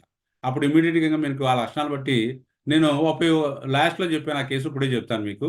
ఓ పేషెంట్కి ఏంటంటే 39 సంవత్సరాలు అనమాట, 39 years. అతను ఏంటంటే ఏదో ఒక బయట తిరిగే ఉద్యోగం చేసుకుంటాడు, ఏదో సంథింగ్ బయట మనకి ఎక్కువ ట్రావెలింగ్ ఉంటా ఉంటుంది అనమాట అతనికి. దాంట్లో ఏంటంటే అతను చేసేది మంచి ఉద్యోగమే కానీ ట్రావెలింగ్ ఉంటా ఉంటుంది. దాంట్లో ఒకసారి పాపం అతనికి ఫిట్స్ వచ్చేస్తూ ఉంటాయి. ఒకసారి బండి మీద వెళ్ళిపోతుంటే ఫిట్స్ వచ్చేస్తుంది. ఫిట్స్ వచ్చేస్తే పడిపోయాడు. పడిపోతే పాపం లక్కీగా ఏమైందంటే బ్రెయిన్కి ఏమి డ్యామేజ్ అవ్వలేదు. హాస్పిటల్ అడ్మిట్ చేస్తే తర్వాత మళ్ళీ రికవరీ అయిపోయి మరలా వచ్చేసాడు. కానీ తెలియకుండా ఫిట్స్ వచ్చేస్తూ ఉంటాయి. ఒక గొప్ప లక్షణం ఏంటంటే అతనికి ఆ ఫిట్స్ వచ్చే ముందు ఈ మూతి కానీ చెయ్యి కానీ ఏదో ఒక మజిల్స్ ఇలాగా అతనికి ట్విచ్చింగ్ టైప్లో వస్తుంటాయి అనమాట. ఇలా మనం చెప్పాం కదా ఇన్వాలంటరీ మూమెంట్స్ టైప్లో వస్తాయి. అతనికి తెలిసిపోతుంది ఆ ఫిట్స్ వస్తుంది అనుకుంటాడు. వెంటనే ఓ చోట ఎక్కడో చోట కూర్చోవటమో లేకపోతే రెస్ట్ చేసుకోవడం చేసుకుంటే కొన్ని ఫ్రాక్షన్ ఆఫ్ సెకండ్స్ అలా ఫిట్స్ వచ్చేసి మళ్ళీ వెంటనే రికవర్ అయిపోతాడు, లేచిపోతాడు. లేచిపోయి మళ్ళీ జర్నీ కంటిన్యూ చేసుకుంటాడు. ఈయనకి ఆ ఒక్క లక్షణాలు బట్టి ఇన్వాలంటరీ మూమెంట్స్ ఆఫ్ ది ఆ బాడీ ఆ ఒక్కదాన్ని బట్టి మజిల్స్ని బట్టి మనం హెల్లీబోరస్ 200 ఇచ్చాం. హెల్లీబోరస్ 200 మ్యాక్సిమం అతనికి ఈ కండిషన్ అతనికి గత 5-6 సంవత్సరాల నుంచి ఉంది. 5-6 సంవత్సరాల నుంచి ఉంటే అతనికి ఎంఆర్ఐ బ్రెయిన్ అది కానీ చేయించుకుంటే మన దగ్గరికి వచ్చేటప్పటికి అన్నీ చేయించుకున్నాడులేండి. బ్రెయిన్ అది చేయించుకుంటే బ్రెయిన్లో చిన్న ట్యూమర్ ఉందన్నమాట, చాలా మినిమంలో ట్యూమర్ ఉంది. ఆ ట్యూమర్ ఉండటం వల్ల ఏంటంటే దానికి సంబంధించి చాలా చిన్నది కాబట్టి అవసరమైతే తర్వాత ఆపరేట్ చేద్దాం, ముందు మందులు వాడండి అని వాళ్ళు మందులు కూడా పెట్టారు. పెడితే ఈ లక్షణాలు బట్టి నేను హెల్లీబోరస్ 200 ఇచ్చాను. హెల్లీబోరస్ 200 ఇస్తే చాలా తక్కువ డోసులు పడ్డాయి, 4-5 డోసులు పడ్డాయి. మొత్తం 2 సంవత్సరాలు ఎంతో ట్రీట్మెంట్లో ఉన్నాడు. తర్వాత మళ్ళీ 2 సంవత్సరాలు అబ్జర్వేషన్లో పెట్టిన తర్వాత అతను పూర్తిగా తగ్గిపోతుంది అనమాట. అందువల్ల ఈ రకమైనటువంటి మజిల్స్ ఏవైతే ఉంటాయో కండరాలు ఇలా కదలటం అది ఉన్నట్టయితే మనం హెల్లీబోరస్ ఎక్కువ ఆలోచించండి అనమాట. ఇందులో ఏమవుతుందంటే sometimes one side is paralyse but other side keeps automatic action. మనం చెప్పుకున్నాం కదా కోమాలోకి అది వెళ్ళిపోయినప్పుడు పేషెంట్ ఏమవుతుందంటే ఒక సైడ్ బాడీ అంతా కూడా చాలా కామ్గా అలా చచ్చిపోయినట్టు అలా ఉండిపోతుంది అనమాట. రెండో సైడ్ అంతా కూడా అలా మూమెంట్స్ అలా వస్తూ ఉంటాయి, చాలా మూమెంట్స్ వచ్చేస్తూ ఉంటాయి. అసలు పేషెంట్ ఎట్టి పరిస్థితుల్లో కూడా వాళ్ళు అందుకనే చెప్పాను కదా ఆ పేషెంట్ని తాడు కట్టేసి ఆ చేతికి కాళ్ళకి ఆ మంచాన్ని కట్టేస్తారు అనమాట. అది హెల్లీబోరస్ కేసు, బాగా గుర్తుపెట్టుకోండి. ఎప్పుడు మీరు ఏ ఐసీయూలో పేషెంట్ చూడడానికి వెళ్ళినప్పుడు కూడా కోమాలో ఉన్నవాడిని అంటే ఏ పారాలసిస్ వల్ల బ్రెయిన్ ట్యూమర్స్ వల్ల అన్కాన్షియస్లోకి వెళ్ళిపోయినప్పుడు మీరు చూడటానికి వెళ్ళినప్పుడు ఏంటంటే ఒక సైడ్ బాడీ అంతా కూడా స్టేబుల్గా అలా మూమెంట్ లేకుండా ఉండి రెండో సైడ్ బాడీ కనుక ఇలాగా కదిలిపోతూ ఉండి ఎక్కువ ఇన్వాలంటరీ మూమెంట్స్ ఎక్కువ వచ్చేస్తూ ఉంటాయి. దానివల్ల ఏంటంటే వాళ్ళు ఏం చేస్తారంటే ఆ ముక్కమ్మట అది లాగేసుకోవటం, లేకపోతే ఆ ట్యూబ్స్ పీకేసుకోవటం, లేకపోతే ఆక్సిజన్ పెట్టినటువంటి పైప్ పీకేసుకోవటం ఇలాంటివి చేస్తున్నారు కదా అని వాళ్ళు ఏం చేస్తారంటే ఆ చేతిని కాస్త కట్టు కట్టేసి దాన్ని కాస్త మంచాన్ని కట్టేస్తారనమాట. It is a typical case of helleborus. In such conditions you have to give the హెలియోబారస్ 200 or 1 by your experience. దానివల్ల ఏమవుతుందంటే మీకు పేషెంట్లో డెఫినెట్గా ఏమవుతుందంటే మళ్ళీ మార్పు వచ్చి పేషెంట్ కాస్త మళ్ళీ కాన్షియస్లోకి వచ్చేసి మీకు బాగుంటాడు. తర్వాత ట్రీట్మెంట్ ఎలా అయితే ఉంటుందో మీరు జాగ్రత్తగా దాన్ని బట్టి చేసుకోవచ్చు. Next come to the helleborus indicated low forms of typhoid fevers వాటిలో కూడా మనకి హెలియోబారస్ ఇండికేట్ అవుతూ ఉంటుంది. ఎందుకు ఇండికేట్ అవుతూ ఉంటుందంటే దాంట్లో కూడా అది కాస్త వికటించినప్పుడు టైఫాయిడ్ సరైన ట్రీట్మెంట్ జరగకపోతే పేషెంట్ అన్కాన్షియస్లోకి వెళ్ళిపోతూ ఉంటాడు, అక్కడి నుంచి డల్ అయిపోతూ ఉంటాడు. అలాంటప్పుడు హెలియోబారస్ లక్షణాలు కనుక మీరు కనిపించినట్టయితే హెలియోబారస్ అయితే మళ్ళీ రికవర్ అయిపోతాడు అనమాట. Disturb by being touched or covered warmly. అందువల్ల వీడికి టచ్ చేసిన లేకపోతే కాస్త వెచ్చగా ఉండేటట్టు ఏదన్నా సరే కప్పుకున్నా కొద్దిగా డిస్టర్బ్డ్ అవుతూ ఉంటాడు అనమాట హెలియోబారస్ పేషెంట్. ఇది జనరాలిటీకి సంబంధించింది. ఈ does not know how to answer. అందువల్ల వీడికి ఏంటంటే బ్రెయిన్ ఫ్యాకల్టీస్ అన్నీ కూడా మెయిన్ ఆ బ్రెయిన్ తాలూకు ఆ యాక్టివిటీ బాగా తక్కువగా ఉండటం వల్ల మీరు అడిగిన ప్రశ్నకి సదాగా సమాధానం చెప్పలేడు. అలాగే మీరు ఏదైనా అడిగితే వాడు సమాధానం చెప్పడానికి ఇష్టపడ్డా అనమాట. ఈ కెనాట్ థింక్. ఆలోచన చేసే అంత శక్తి కూడా వాళ్ళలో కనిపించదు. The women get a fixed idea that she is going to die on a certain day and nothing can get it off her head. కొద్దిమందిలో మనం ఈ లక్షణం చూస్తూ ఉంటాం. దాని గురించి చెప్తాను. In aconite fear of death and time of death. In helleborus no fear of death. హెలియోబారస్లో ఉన్నటువంటి గొప్ప విషయం ఏంటంటే ఈ పేషెంట్ ఏ రేపు చనిపోతానని చెప్తాడు అనమాట. ఫిక్స్డ్గా చెప్తాడు. ఏం చెప్తాడు? నాకు అంటే వీళ్ళలో అంటే ఒక్కొక్క మనిషిలో ఒక్కొక్క రకమైనటువంటి యాంగిల్స్ ఉంటాయి. ఇవన్నీ కూడా ఏంటంటే మన హోమియోపతి డాక్టర్స్గా ఈ మెటీరియల్ అన్ని చదువుకోవటం వల్ల ఈ డ్రగ్స్లో ఇన్ని ప్రూవింగ్స్ వచ్చాయి కాబట్టి ఇలాంటి లక్షణాలు ఉన్నాయనే విషయం మనకి తెలుస్తుంది. బయటోడి చెప్తే అర్థం కాదనమాట. అది చూస్తే తప్ప అర్థం కాదు. వీళ్ళు ఏం చేస్తారంటే ఫిక్స్డ్ ఐడియాస్ ఉంటాయన్నమాట. అందువల్ల ఏం చెప్తాడు? నేను సర్టెన్ డే నాడు చచ్చిపోతానని చెప్తాడు హెలియోబారస్. ఆ రోజు చచ్చిపోతాడు పోయి. ఆ మైండ్లోంచి ఆ రకమైనటువంటి భావాన్ని మీరు తొలగించడం అనేది జరగదనమాట. నాకు తెలిసిన ఒక ఆయన ఉండేవాడు. ఆయన JNTUలో పెద్ద ప్రొఫెసర్ అనమాట. ఆయన ఏంటంటే ఆ జాతకాలు అవన్నీ కూడా ఆయన నమ్ముతాడు అవి. అందువల్ల ఏంటంటే అస్ట్రాలజీ నమ్ముతాడు. అతను కూడా దాంట్లో ప్రావీణ్యం ఉంది. ఆయన చెప్పాడు, నా జాతక రీత్యా నేను పలానా తేదీ నాడు నేను పోతానన్నాడు. అదే తేదీ నాడు అతను ముందు ఒక 5-6 సంవత్సరాల ముందే చెప్పాడట. ఇంట్లో వాళ్ళ అమ్మాయి చెప్పింది నాకు. ఆయన మన పేషెంట్ కూడా చనిపోయిన తర్వాత చెప్పింది, ముందు చెప్పలేదు. ముందు చెప్తే హెలియోబారస్ వేసి ఉండేవాడు. అప్పుడు ఆయన ఏమైందంటే ఆయన మన దగ్గరికి ఎందుకు వచ్చాడంటే ఈ సర్ప్ అనమాట. సర్ప్ అంటే తెలుసు కదా మీకు, హెర్పిస్ అనమాట. ఈ జంజన్ సర్ప్ అని ఇలా ఇక్కడి నుంచి ఇలా వచ్చేస్తుంది అనమాట. సర్ప్ వచ్చేసి విపరీతమైనటువంటి మంట అది వచ్చేస్తుంటే నేను దానికని మందుకు వచ్చాడు. ఒక నెల 15 రోజులు 2 నెలలు వాడి మానేశాడు. తర్వాత వాళ్ళ అమ్మాయి వచ్చింది ఏదో కంప్లైంట్ గురించి. అమ్మ మీ నాన్నగారు ఎలా ఉన్నారంటే నాన్నగారు ఎక్స్పైర్ అయిపోయారని. అన్నాను. నాన్నగారు ముందే చెప్పేశారండి, ఆయన ఇప్పుడు చనిపోతానన్నది అన్నాడు.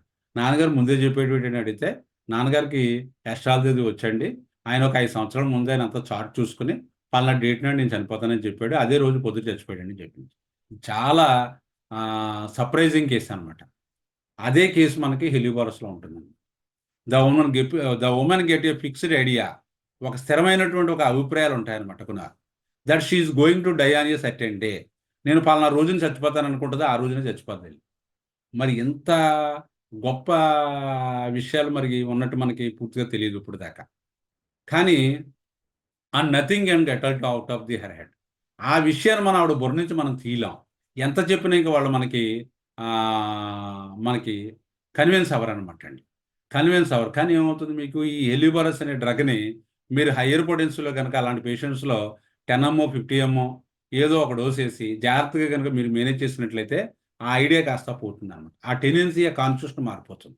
అది తప్ప మీరు ఎంత మోరల్గా కానీ లేకపోతే ఎంత ఎడ్యుకేట్ చేసినా సరే ఆ భావాలు అనేవి పేషెంట్స్లో పోవన్నమాట అండి. కానీ మీరు అనొచ్చు ఇది ఎకోనైట్లో ఉంటుంది కదా అని. అంటే అక్కడే మనకి క్లారిఫికేషన్ ఇచ్చాడు. ఎకోనైట్లో యాంగ్జైటీ ఉంటుంది, ఫియర్ ఆఫ్ డెత్ ఉంటుంది. వాడు ఏం చెప్తాడు? ఎకోనైట్ రోగం వచ్చినప్పుడు నాకు మధ్యాహ్నం 12 గంటలకల్లా చచ్చిపోతాను, పొద్దుట 6 గంటలకు చెప్తాడు. చచ్చిపోయిన తర్వాత ఇంకా చనిపోతానన్న భయంతో ఇంకా విపరీతమైన యాంగ్జైటీ, ఆందోళన, భయం, ఈ నానా హడావుడి హంగామా అంతా చేసేస్తూ ఉంటాడు. ఈ హంగామా, హడావుడి, యాంగ్జైటీ, ఫియర్ ఆఫ్ డెత్, చనిపోతున్న భయం ఇవన్నీ కూడా మనకి హెలియోబారస్లో ఉండవు అనమాట. హెలియోబారస్లో ఓన్లీ టైం ఫిక్స్ చేస్తాడు, ఆ రోజు కామ్గా చచ్చిపోతాడు అంతే. కానీ ఎక్కువ రేట్లో ఏమవుతుంది, హడావుడి ఎక్కువ చేసేస్తూ ఉంటాడు, హడావుడి చేసేస్తూ ఉంటాడు, భయపడిపోతూ ఉంటాడు, అందరినీ కంగారు పెట్టేస్తూ ఉంటాడు, నానా హింస పెట్టేస్తాడు, ఆ టైం వచ్చేసరికి టక్కుమని చచ్చిపోతాడు. వీడికైతే ఎక్కువ నెట్ వేస్తే తగ్గుద్ది, వాడికైతే హెలియోబారస్ వేస్తే తగ్గుతుంది. అది బాగా గుర్తుపెట్టుకోండి. Next biofilm mediated transmission of salmonella. Typhoid గురించి మా అమ్మాయి అయితే ఇక్కడ చిన్న పెట్టింది. ఇప్పుడు మనకి ఏంటంటే దాన్ని డిస్కస్ చేయడానికి టైం సరిపోదు. Next in aconite fear of death and fix the time of death. ఎకోనైట్లో టైమ్ ఆఫ్ డెత్ చెప్తాడు. అలాగే మీకు భయం ఉంటుంది అనమాట. చావు అంటే భయం అనేది మనకి ఎకోనైట్లో చాలా పీక్ లెవెల్లో ఉంటుంది. Complaints are aggravated by consolation. హెలియోబారస్లో కూడా కన్సలేషన్ ఎగ్రవేషన్ నాట్రమూర్లో ఉంటుంది. నాట్రమూర్ వాడిని మీరు బాగా చదువుకున్నారండి, మంచి ఉద్యోగం సంపాదించారు, సాధారణంగా మీ స్థాయిలోంచి ఇలాంటి పెద్ద పెద్ద ఉద్యోగాలు పొందడం అనేది సాధారణంగా ఉండదని ఒక చిన్న స్థుతి ఇచ్చామనుకోండి, మనం కన్సులేట్ చేసామనుకోండి, అక్కడికి వెంటనే కళ్ళం నీళ్ళు వచ్చేస్తాయి. కళ్ళం నీళ్ళు వచ్చి బడబడాయి ఇచ్చేస్తాడు నాట్రమూర్లో. ఈ లక్షణం మనకి హెలియోబారస్లో కూడా ఉంటుందండి. Convulsions automatic. ఇది హెలియోబారస్లో ఏంటంటే కన్వల్షన్స్ అనేవి అంటే ఫిట్స్ అనేవి అయితే ఉంటాయంటే ఆటోమేటిక్గా తెలియకుండా ఇళ్ళగా అన్నీ కూడా కదిలిపోతూ ఉంటాయి. ఇది మన ఒక ఇగ్నిషియా కేసు గురించి చెప్తా. ఒక ఆవిడ ఒక 45 ఇయర్స్ ఉంటాయన్నమాట. ఆవిడకి ఇంచుమించు 10 ఇయర్స్ నుంచి ఫిట్స్ ఉన్నాయి. 10 ఇయర్స్ నుంచి ఫిట్స్ ఉన్నాయి. ఆవిడ బాగా చెప్తూ ఉంటుంది, నేను బంగాళదుంప కూర తిన్నాను, ఫిట్స్ వచ్చేసింది, నేను ఈవేళ చికెన్ తిన్నాను, ఫిట్స్ వచ్చేసింది, ఈవేళ ఎండలో తిరిగాను, ఫిట్స్ వచ్చేసిందని కొన్ని రకాలైనటువంటి నోషన్స్ ఆవిడ మనం చెప్తూ ఉంటుంది. అవి ఎంతవరకు కరెక్టో మనం చెప్పలేం. కానీ ఆవిడ ఏం చేస్తుందంటే ఆ ఫిట్స్కి సంబంధించి మందులు వాడుతుంది. ఇలా ఆవిడ ఇంచుమించు 10-15 సంవత్సరాలు బట్టి ఆవిడ ఫిట్స్ సంబంధించి మందులు వాడుతున్నారు. ఆవిడ మీకు చెప్తున్నాను అంటే కేసు ఎలా ఉందో చెప్తున్నాను. ఆవిడ చాలా చక్కగా నవ్వుతూ ఉంటుంది. రాగానే డాక్టర్ గారు ఎలా ఉన్నారు, బాగున్నారు, ఏంటి మీ పిల్లలు ఏం చేస్తున్నారండి, మీ పెద్దమ్మాయి ఎక్కడ ఉంది, చిన్నమ్మాయి ఎక్కడ ఉంది అని ఈ రకమైనటువంటి కొద్దిగా ఆప్యాయతగా మాట్లాడుతూ ఉంటుంది అనమాట. కన్వర్సేషన్ బాగుంటుంది అంతా కూడా. అంటే ఆవిడ పేషెంట్ల రాజేదో మన ఇంటికి చుట్టంలా పలకరించడానికి వచ్చినట్టు ఉంటా ఉంటుంది. కొన్ని సందర్భాల్లో అలా మాట్లాడుతూ ఆ క్లినిక్లోనే ఫిట్స్ వచ్చేసిన రోజులు ఉన్నాయి. ఆవిడకి వచ్చేస్తే ఆ సిమ్టమ్స్ అన్నీ పట్టుకుని నేను కొన్ని మందులు వేయడం జరిగిందనమాట. ఆ కన్వల్స్ ఆఫ్ టైప్ బట్టి క్యూప్రోమెటాలిక్ అని లేకపోతే ఇంకోటని వేస్తే ఏం తగ్గలేదు. తగ్గకపోతే ఒకరోజు ఆవిడ కాన్స్టిట్యూషన్ గురించి బాగా ఆవిడ చెప్పే మాటలు, ఆవిడ తరహా, ఆవిడ పద్ధతి చూస్తే ఇగ్నిషియా లెవెల్లో కనిపించింది. అప్పుడు ఏం చేశారంటే ఇగ్నిషియా చాలా కాలం నుంచి ఉంది కదా, అప్పుడు ఎమర్జెన్సీ కూడా కాదు, డైరెక్ట్గా ఇగ్నిషియా 1 ఒక డోస్ ఇచ్చాను. మీరు చెప్తే నమ్మరు, ఇచ్చిన రోజు నుంచి అంతకుముందు నెలకి కనీసం ఎంత లేదన్నా 10-15 సార్లు ఫిట్స్ వచ్చాయి ఆవిడకి. నెలకి 10-15 సార్లు ఫిట్స్ వచ్చాయి. ఆ 10-15 సార్లు వచ్చే ఫిట్స్ కాస్త ఇగ్నిషియా 1 వేసిన తర్వాత ఆ నెలలో మహా అయితే ఒకసారి ఏదో లైట్గా వచ్చింది. ఆవిడ చెప్పింది, నాకు చాలా అద్భుతంగా తగ్గిందండి, నన్ను మందు మానేయమంటారు. మందు అప్పుడే మానద్దని చెప్పి ఒక నెల పోయిన తర్వాత వాడే మందుని రోజు విడిచి రోజు ఒకసారి పెట్టి, ఆ తర్వాత 4 రోజులకు ఒకసారి పెట్టి, ఆ తర్వాత వారానికి ఒకసారి, ఆ తర్వాత 15 రోజులకు ఒకసారి, అలాగా ఆ మందుని అలా ట్యాపర్ చేసుకుంటా పూర్తిగా ఈవేళ మళ్ళా ఆవిడకి ఆ డ్రగ్స్ మీద నుంచి బాగా మనం ఆ వాడే మందులు పూర్తిగా మనం ఆపేసాము. వాడే మందుల్ని పూర్తిగా ఆపేయడం, ఇంగ్లీష్ మందులు పూర్తిగా ఆపేసి పూర్తిగా ఇగ్నిషియా మీద ఉంచేస్తే ఆవిడకి పడిన డోసులలో ఇగ్నిషియా 2 డోసులు పడ్డాయి అంతే. మనం ఇప్పటికి ఎన్నాళ్ళైంది, ఇంచుమించు 6 నెలలు అయింది. అంతకుముందు రోజు 10 సార్లు ఫిట్స్ వచ్చేవి. ఈ వేళకి ఆవిడకి ఇంచుమించు ఫస్ట్లో స్టార్టింగ్లో 10 సార్లు అలా వచ్చేటప్పుడు, ఆ తర్వాత ఇంచుమించు నెలలో 10 సార్లు వచ్చేవి. అలా రాను పూర్తిగా తగ్గిపోయి. అంచేత మీరు కాన్స్టిట్యూషనల్ పరంగా కనుక జాగ్రత్తగా వ్యక్తిని మీరు బాగా స్టడీ చేసి కనుక మీరు మందు ఇచ్చినట్టయితే మీకు అద్భుతంగా తగ్గుతుంది. నేను చెప్తా ఉంటాను, మనలో చాలామంది కాన్స్టిట్యూషన్ అంతకుముందు కూడా ఒకసారి చెప్పాను, మాట్లాడుతూ ఉంటాం. కెంటోమెట్రీ మెడికల్ 170 డ్రగ్గులు ఉన్నాయి. మనం తెలుసుకున్నదల్లా 4 మందులు తెలుసుకుంటాం. నాట్రమూరు, నక్సవామికా, పలస్టల్లా, ఇగ్నిషియా, లేకపోతే సల్ఫర్. ఈ 5 మందులు చదువుకుని నేను కాన్స్టిట్యూషనల్ మందు ఇస్తానంటే మనం ఎక్కడ కాన్స్టిట్యూషనల్ మందు ఇస్తున్నాం? మనం కాన్స్టిట్యూషనల్ మందు అనే పేరుతో మనం ఒక డ్రగ్ ఇవ్వాల్సిన చోట ఇంకో డ్రగ్ ఇచ్చేస్తున్నాం. ఇప్పుడు చెప్పాను కదా మీకు, ఎకోనెట్లోనే ఫిక్సేషన్ ఆఫ్ డెత్ ఉంటుంది, అలాగే హెలియోబారస్లోనే ఉంటుంది. మీరు ఎకోనెట్ చదివిన తర్వాత హెలియోబారస్ కేసు అయితే ఏమి ఇస్తారు? మీరు ఎకోనెట్ ఇస్తారు. అక్కడేమో తగ్గదు.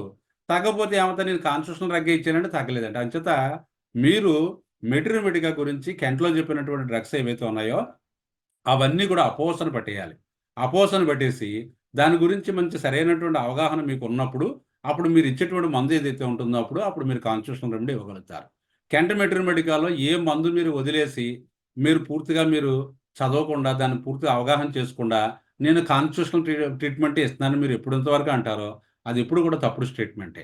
అందువల్ల మీరంతా కూడా కెంట్ మెట్రోమెడికాలో ఉన్నటువంటి 170 ఎన్నో డ్రగ్స్ ఉన్నాయి అవన్నీ కూడా మీరు పూర్తిగా చదవండి. మనం చాలా మందులు చెప్పుకున్నాం.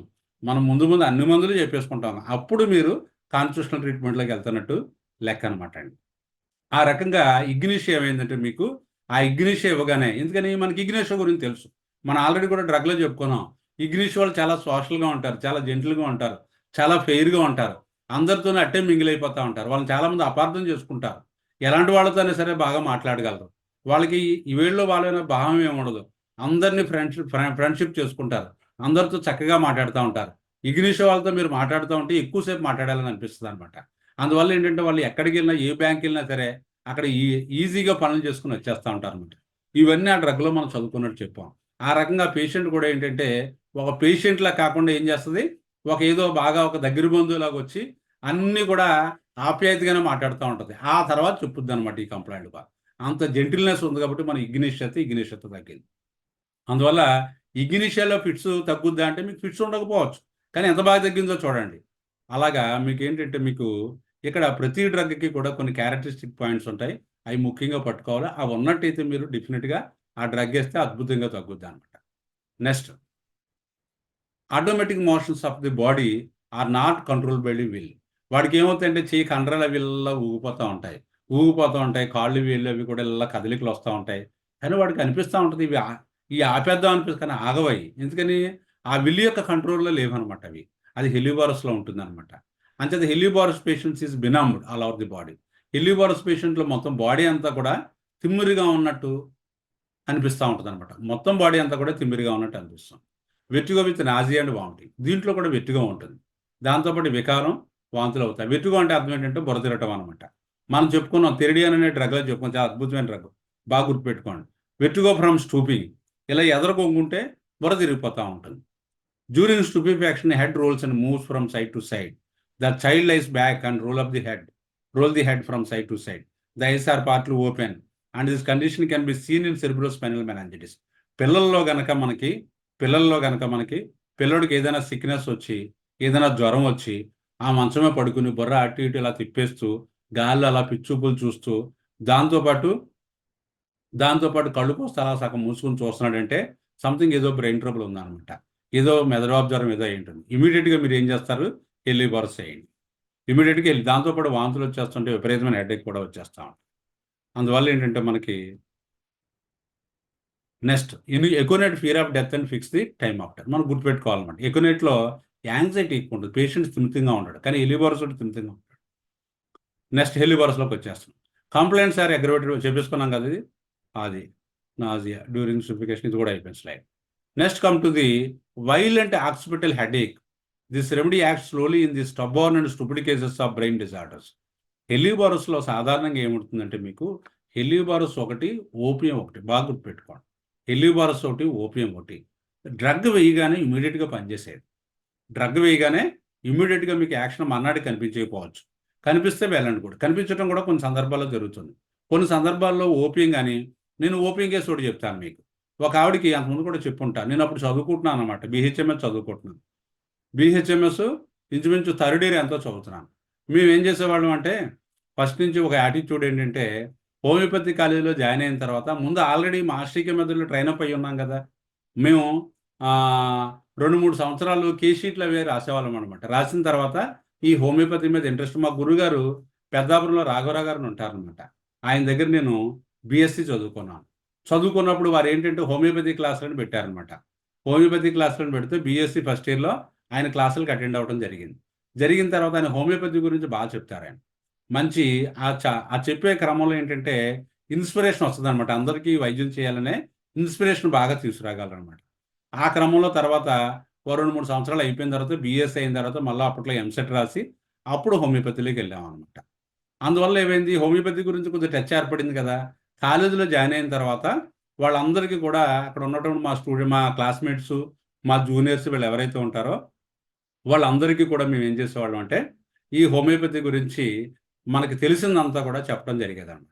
ఇది ఇలాగా, అది ఇలాగా, ఈ మందు ఇలా ఉంటుంది, ఆ మందు ఇలా ఉంటుంది అని ఇవన్నీ చెప్పడం జరిగేదన్నమాట. అందులో చాలామంది హోమియోపతిలోకి రావటం, దీని మీద మన కాన్స్టిట్యూషనల్ మెథడ్ బాగా నేర్చుకోవటం, తర్వాత ఏంటంటే వాళ్ళందరూ కూడా మాస్టర్కే మెథడ్లో కూడా చాలామంది వచ్చారు.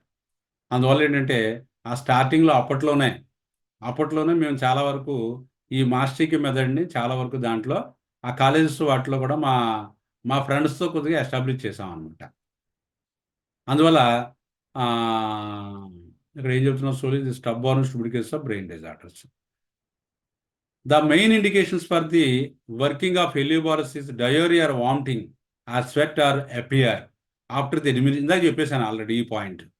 హెలియోబారస్ వేసిన తర్వాత ఇందాక చెప్పాను ఏంటంటే ఒక కేసు గురించి చెప్తున్నాను కదా. మా ఫ్రెండ్ ఒక వాళ్ళ గ్రాండ్ మదరు హాస్పిటల్లో ఉన్నారనమాట. హాస్పిటల్లో ఉంటే వాళ్ళు ఎలోపతి వైద్యం చేయిస్తుంటే ఆవిడ కోమా నుంచి బయటకు రావట్లేదు. కోమలోంచి బయటకు రాకపోతే ఆవిడ ఏమైందంటే హై బీపీ వచ్చి కోమలోకి వెళ్ళిపోతే వాళ్ళు హాస్పిటల్ అడ్మిట్ చేశారు. అప్పుడే 4-5 రోజులు అయింది కానీ ఆవిడ కోమలోంచి రావట్లేదు. వైద్యం చేస్తున్నారు. అప్పుడు అతను అన్నమాట ఏంటంటే, మనం ఇలాగ మా నానమ్మ గారికి ఇలా బాగాలేదు, అందువల్ల మనం ఎన్నమా హోమియోపతిలో మందే వేద్దాం మనం అని చెప్తే వెళ్ళాం అనమాట. వెళ్ళి చూస్తే ఆవిడ ఏంటంటే చాలా డీప్ కామటోజ్ కండిషన్లో ఉంది. మొత్తం బాడీ ఇలా పడుకొని ఉంది. దాన్ని ఏమంటారంటే స్టెటోరస్ బ్రీతింగ్ అంటారనమాట. గురకొచ్చేసి బాగా డీప్ సీటెడ్ కోమాలో ఉందన్నమాట. కోమాలో ఉంటే మనకి ఓపియానికి ఇండికేషన్స్ ఈ స్టెటోరస్ బ్రీతింగ్ అంటే విపరీతమైనటువంటి శబ్దంతో గురకొస్తూ ఉంటుంది. ఆ గురక రావడం అనేది ఏంటంటే మనకి ఓపియానికి ఇండికేషన్. మనం ఏం చేస్తామంటే ఓపియం 200 ఒక డోస్ వేసాం. ఓపియం 200 ఒక డోస్ వేసిన తర్వాత మళ్ళీ దాన్ని ముట్టుకోలేదు, అలా వదిలేసి వాళ్ళు ట్రీట్మెంట్ వాళ్ళు చేసుకుంటున్నారు. ఒక 3 రోజులు అంతా అయ్యేసరికి ఆవిడ కోమాలోంచి బయటకు వచ్చేసింది. ఆ రకంగా ఏంటంటే మనకి ఓపియం కూడా అద్భుతంగా పనిచేస్తుంది అనమాట. ఓపియం కూడా డీప్ కోమాటోజ్ కండిషన్లో ఉండి దాంతోపాటు ఏంటంటే మనకి ఈ స్టెటోరస్ బ్రీతింగ్ ఉంటుంది అనమాట. గురక వస్తూ ఉంటుంది. ఆ గురక రావడం అనేది ఏంటంటే మనకి ఓపియం యొక్క లక్షణం అనమాట. Next come to the helleborus. Violent thirst in the fevers, nausea and vomiting. ఫీవర్స్లో కూడా విపరీతమైన దాహం ఉంటుంది. దాంతోపాటు వకారము, వాంతులు కూడా జరుగుతూ ఉంటాయి. Urine retained or suppressed, passes unconsciously. కొన్ని సందర్భాల్లో నీరుడు ఆగిపోతూ ఉంటుంది, కొన్ని సందర్భాల్లో తెలియకుండా అయిపోతూ ఉంటుంది. Constant somnambulism, cannot be roused to full conscious. Somnambulism అంటే అర్థం ఏంటంటే నిద్రలో లేచి వెళ్ళిపోవటం. కొంతమంది మనం చూస్తూ ఉంటాం, రాత్రులు లైట్ వేసేసి అందరూ మంచి మేము స్లీప్లో ఉంటారు ఇంట్లో, ఫ్యామిలీ మెంబర్స్ అంతా. 1 గంటకో 2 గంటలకో లేస్తాడు వీడు. లేచి హాల్లోకి వెళ్ళిపోయి లైట్ ఆన్ చేసి చదివేస్తే ఇంట్లో వాళ్ళు ఏమనుకుంటారు, స్టార్టింగ్లో వీడు బాగా చదువుకుంటున్నాడు, వీడికి ఏదో పొద్దుట ఏదో మంచి స్కూల్ ఏదో సంథింగ్ ఏదో ఉంటుంది అని చదువుకుంటున్నాడని వీళ్ళు పాపం లైట్ వేసినప్పుడు కూడా ఇబ్బంది పడుతున్నా సరే అలాగే కళ్ళు మూసు పడుకుంటారు. వీడు మళ్ళీ 1-2 గంటలు చదివేసిన తర్వాత పడుకుంటాడు. నువ్వు రాత్రి లేచావు కదా, ఏం చదువుకున్నావు అని అడిగితే అనుకోండి, నేను ఎప్పుడు లేచాను అని అడుగుతాడు. అంటే ఏం జరిగిందో ఏం తెలియదు. ఈ కండిషన్ మనం సోమ్నాంబులిజం అంటాం. మన సినిమాల్లో కూడా కొన్ని చూస్తూ ఉంటాం. సుధాకర్ గారి సినిమా ఏదో ఉంటుంది, నడిచి వెళ్ళిపోతూ ఉంటాడు మాట నిద్రలో. ఆ రకంగా ఏంటంటే మనకి రాత్రి నిద్రలో లేచి కాన్షియస్లో ఉన్నట్టు ఉండి అలా తిరిగి ఏదో గెడబెట్టడం, గెడ తీయటం, లేకపోతే టాయిలెట్కి వెళ్ళటం ఏదో చేసి మరలా వచ్చేసి పడుకుంటాడు. లేకపోతే లేచి ఏదో సంథింగ్ వంటింట్లోకి వెళ్ళి ఏదో పని చేసుకుంటుంది, మరలా వచ్చేస్తుంది. ఇవన్నీ కూడా సబ్కాన్షియస్లో జరిగిపోతూ ఉంటాయి. వాళ్ళకి స్పృహలోనే ఉంటారు మొత్తం అంతా కూడా, కానీ అలా జరిగినట్టు విషయం వాళ్ళకి తెలియదు. ఇది హెలియోబారస్లో ఉంటుంది. నేను ఒక అమ్మాయికి నేట్రమూర్ ఇస్తే తగ్గింది. ఆ అమ్మాయి కాన్షియస్ నేట్రమూర్. అమ్మాయి అలాగే రాత్రి లేచి చదివేసుకుంటుంది సీరియస్గా. పొద్దున్న లేచిన తర్వాత ఏం చదువుకుంది వాళ్ళకి ఏం తెలియదు, గుర్తుండదు ఏమీ. ఎన్ని గంటలు చదివినా అలాగే ఉంటుంది. అలాగే మనకి వీళ్ళకి ఎందుకు జరుగుతుందంటే వీళ్ళు స్టూబిఫాక్షన్లో ఉంటారు కదా, మగతలో ఉంటారు. ఆ మగతలో ఉన్న వాళ్ళ మీరు చూడండి, ఎప్పుడన్నా నిద్రలో ఉన్న ఏదన్నా అడిగితే సమాధానం చెప్తాడు కానీ అడిగి ఏం జరిగిందో తర్వాత తెలియదు. అలాగే వీళ్ళు హెలియోబారస్లో ఏంటంటే మగతలో ఉంటారు, ఆ నిద్రమత్తులో ఉంటారు. నిద్రమత్తులో ఉండి ఏవో పనులు చేసుకొస్తారు, బయటకు వచ్చేసి మళ్ళీ పడుకున్న తర్వాత పొద్దుట్లు వేస్తే ఏం జరిగిందో తెలియదు. దీన్ని సోమ్నాంబులిజం అంటారు. ఇది మన హోమియోపతిలో బాగుతుంది. కాన్స్టిట్యూషనల్ ట్రీట్మెంటే దీనికి ముఖ్యంగా. నేను ఒక కేసులో ఒక అమ్మాయికి నేట్రమూర్ ఇచ్చాను. నేట్రమూర్ ఇస్తే దాంతో తగ్గింది. ఏమండి ఈ కేసు కూడా చెప్పేశాను. కన్వర్షన్స్ పేషెంట్ ఇదే అయిపోయింది. కోమా విత్ హిమిప్లేజియా అది అయిపోయింది. బ్రెయిన్ తాలూకు డయాగ్రాము, తర్వాత involve movements of the muscles upper limb అది చేశాను. Okay sir, thank you very much. So this is about the మనకి హెలిబారస్ అనమాట.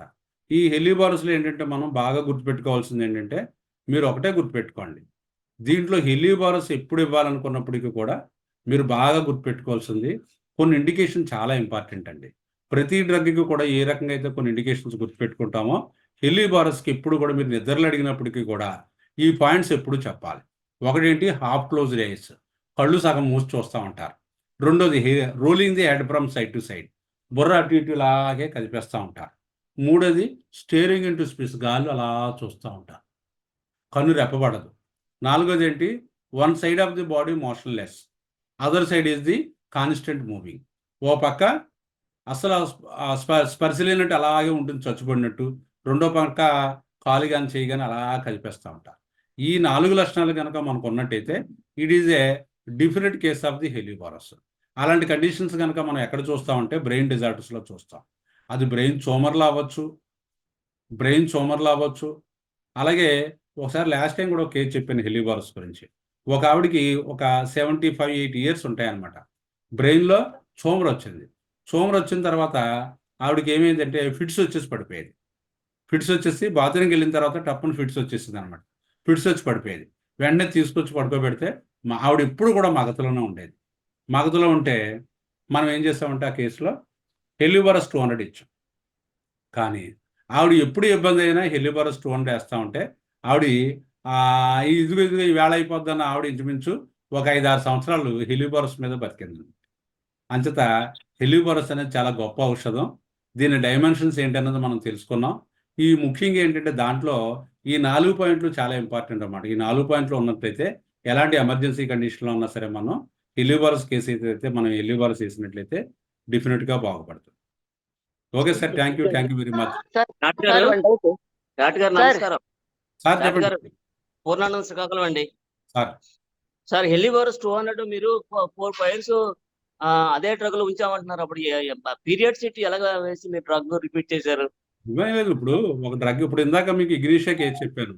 ఇప్పుడు ఇంచుమించు 1 year ఎంత అవుతుంది ఇగ్రీషియా 1 ఒక డోస్ వేసి. ఇప్పుడు దాకా ఫిట్స్ రాలేదు ఆవిడకి. అలాగే హెలిబారస్ చేసిన తర్వాత ఎన్నాళ్ళైతే కేసు బాగుంటుందో అన్నాళ్ళకి రిపీట్ చేయకూడదు, అలా వదిలేయాలి అంతే. ప్లాస్పో అంతే.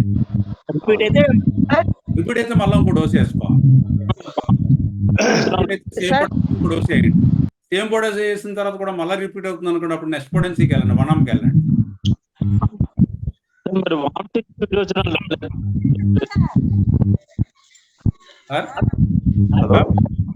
చెప్పండి సార్. ఇది హలో, మూడు మియాజమ్స్ ఉన్నాయి అనుకుంటా సార్. హలో సార్, చెప్పండి డాక్టర్ గారు. మామూలుగా పేషెంట్ కి ట్రీట్మెంట్ ఉన్నప్పుడు మియాజ్మాటిక్ అబ్స్ట్రక్షన్స్ ని మనం రిమూవ్ చేయడానికి మియాజ్మాటిక్ డ్రగ్స్ చేస్తాం కదా. అంటే మామూలు నొజోట్స్ అనుకోండి, సోరినము, మెడోరినము, తర్వాత సెఫిలినమ్, ఇవి అట్లా మియాజమ్స్ 3 ఉన్నాయని తెలిసినప్పుడు ఎస్టాబ్లిష్డ్ క్యాండిడేట్ కి ఫస్ట్ మియాజమ్ అసలు ఏది అని మనం తీయాలి సార్? అంటే సెఫిలినము, మెడోరినము, సోర అట్లా చివరిలో తీసుకురావాలా? సీక్వెన్స్ ఆఫ్ ఇది రిమూవింగ్ మియాజమ్స్ ఎలా చేయాలి? ఇంటర్ కరెంట్ గా వాడుకుంటా ట్రీట్మెంట్ లో ఉన్నప్పుడు. మీకు ఉదాహరణ చెప్తాను.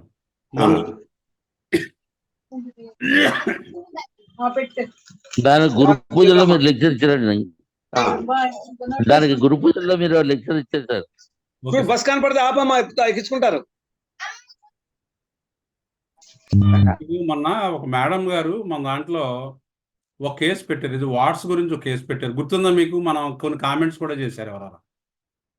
నేను ఆ మేడం గారు ఎవరో తెలియక, మీరు డీటెయిల్డ్గా కేసు పెట్టండి అమ్మా, పలానా డ్రగ్ అని పెట్టవద్దు అని చెప్తే ఆవిడ మొత్తం బ్లాక్ హెడ్స్ టైప్లో మొత్తం ఫేస్ అంతా కూడా పేషెంట్కి మొత్తం అంతా వాట్స్ వచ్చేసాయి. చూసారా మీరు? అది మేడం గారి పేరు గుర్తురావట్లేదు నాకు. ఆ కేసు చూస్తుంటారు అనుకుంటాను. మనకి చూసారు క్యాస్టిమో, డల్కమర్ ఇలాంటి మందులన్నీ వేశారు. చివరి ఆవిడ ఏం చేశారంటే మెడోరినం ఎనం వేశారు. అవునా? ఎక్స్ప్లెనేషన్ ఇచ్చారు. నేను అడిగిన తర్వాత, అమ్మ మీరు ఏ డ్రగ్స్ ఎలా వాడారు అన్నది, మీరు పలానా కంప్లైంట్ మన దాంట్లో మన గ్రూప్లో ఎవరికైనా ఏదైనా చెప్తానంటే, మీరు ఏదైనా నేను పలానా కేసు చేశానని చెప్పడం కాదు, ఆ కేసు ఎలా తగ్గించారు, ఏ మందులు వేశారు, ఎలా తగ్గించారు, దాని ఫాలోఅప్ ఎలా ఇచ్చారు అనేది ఆ డీటెయిల్స్ అన్నీ ఉన్నటువంటి కేసు పెట్టండి అని చెప్తా ఉంటాను.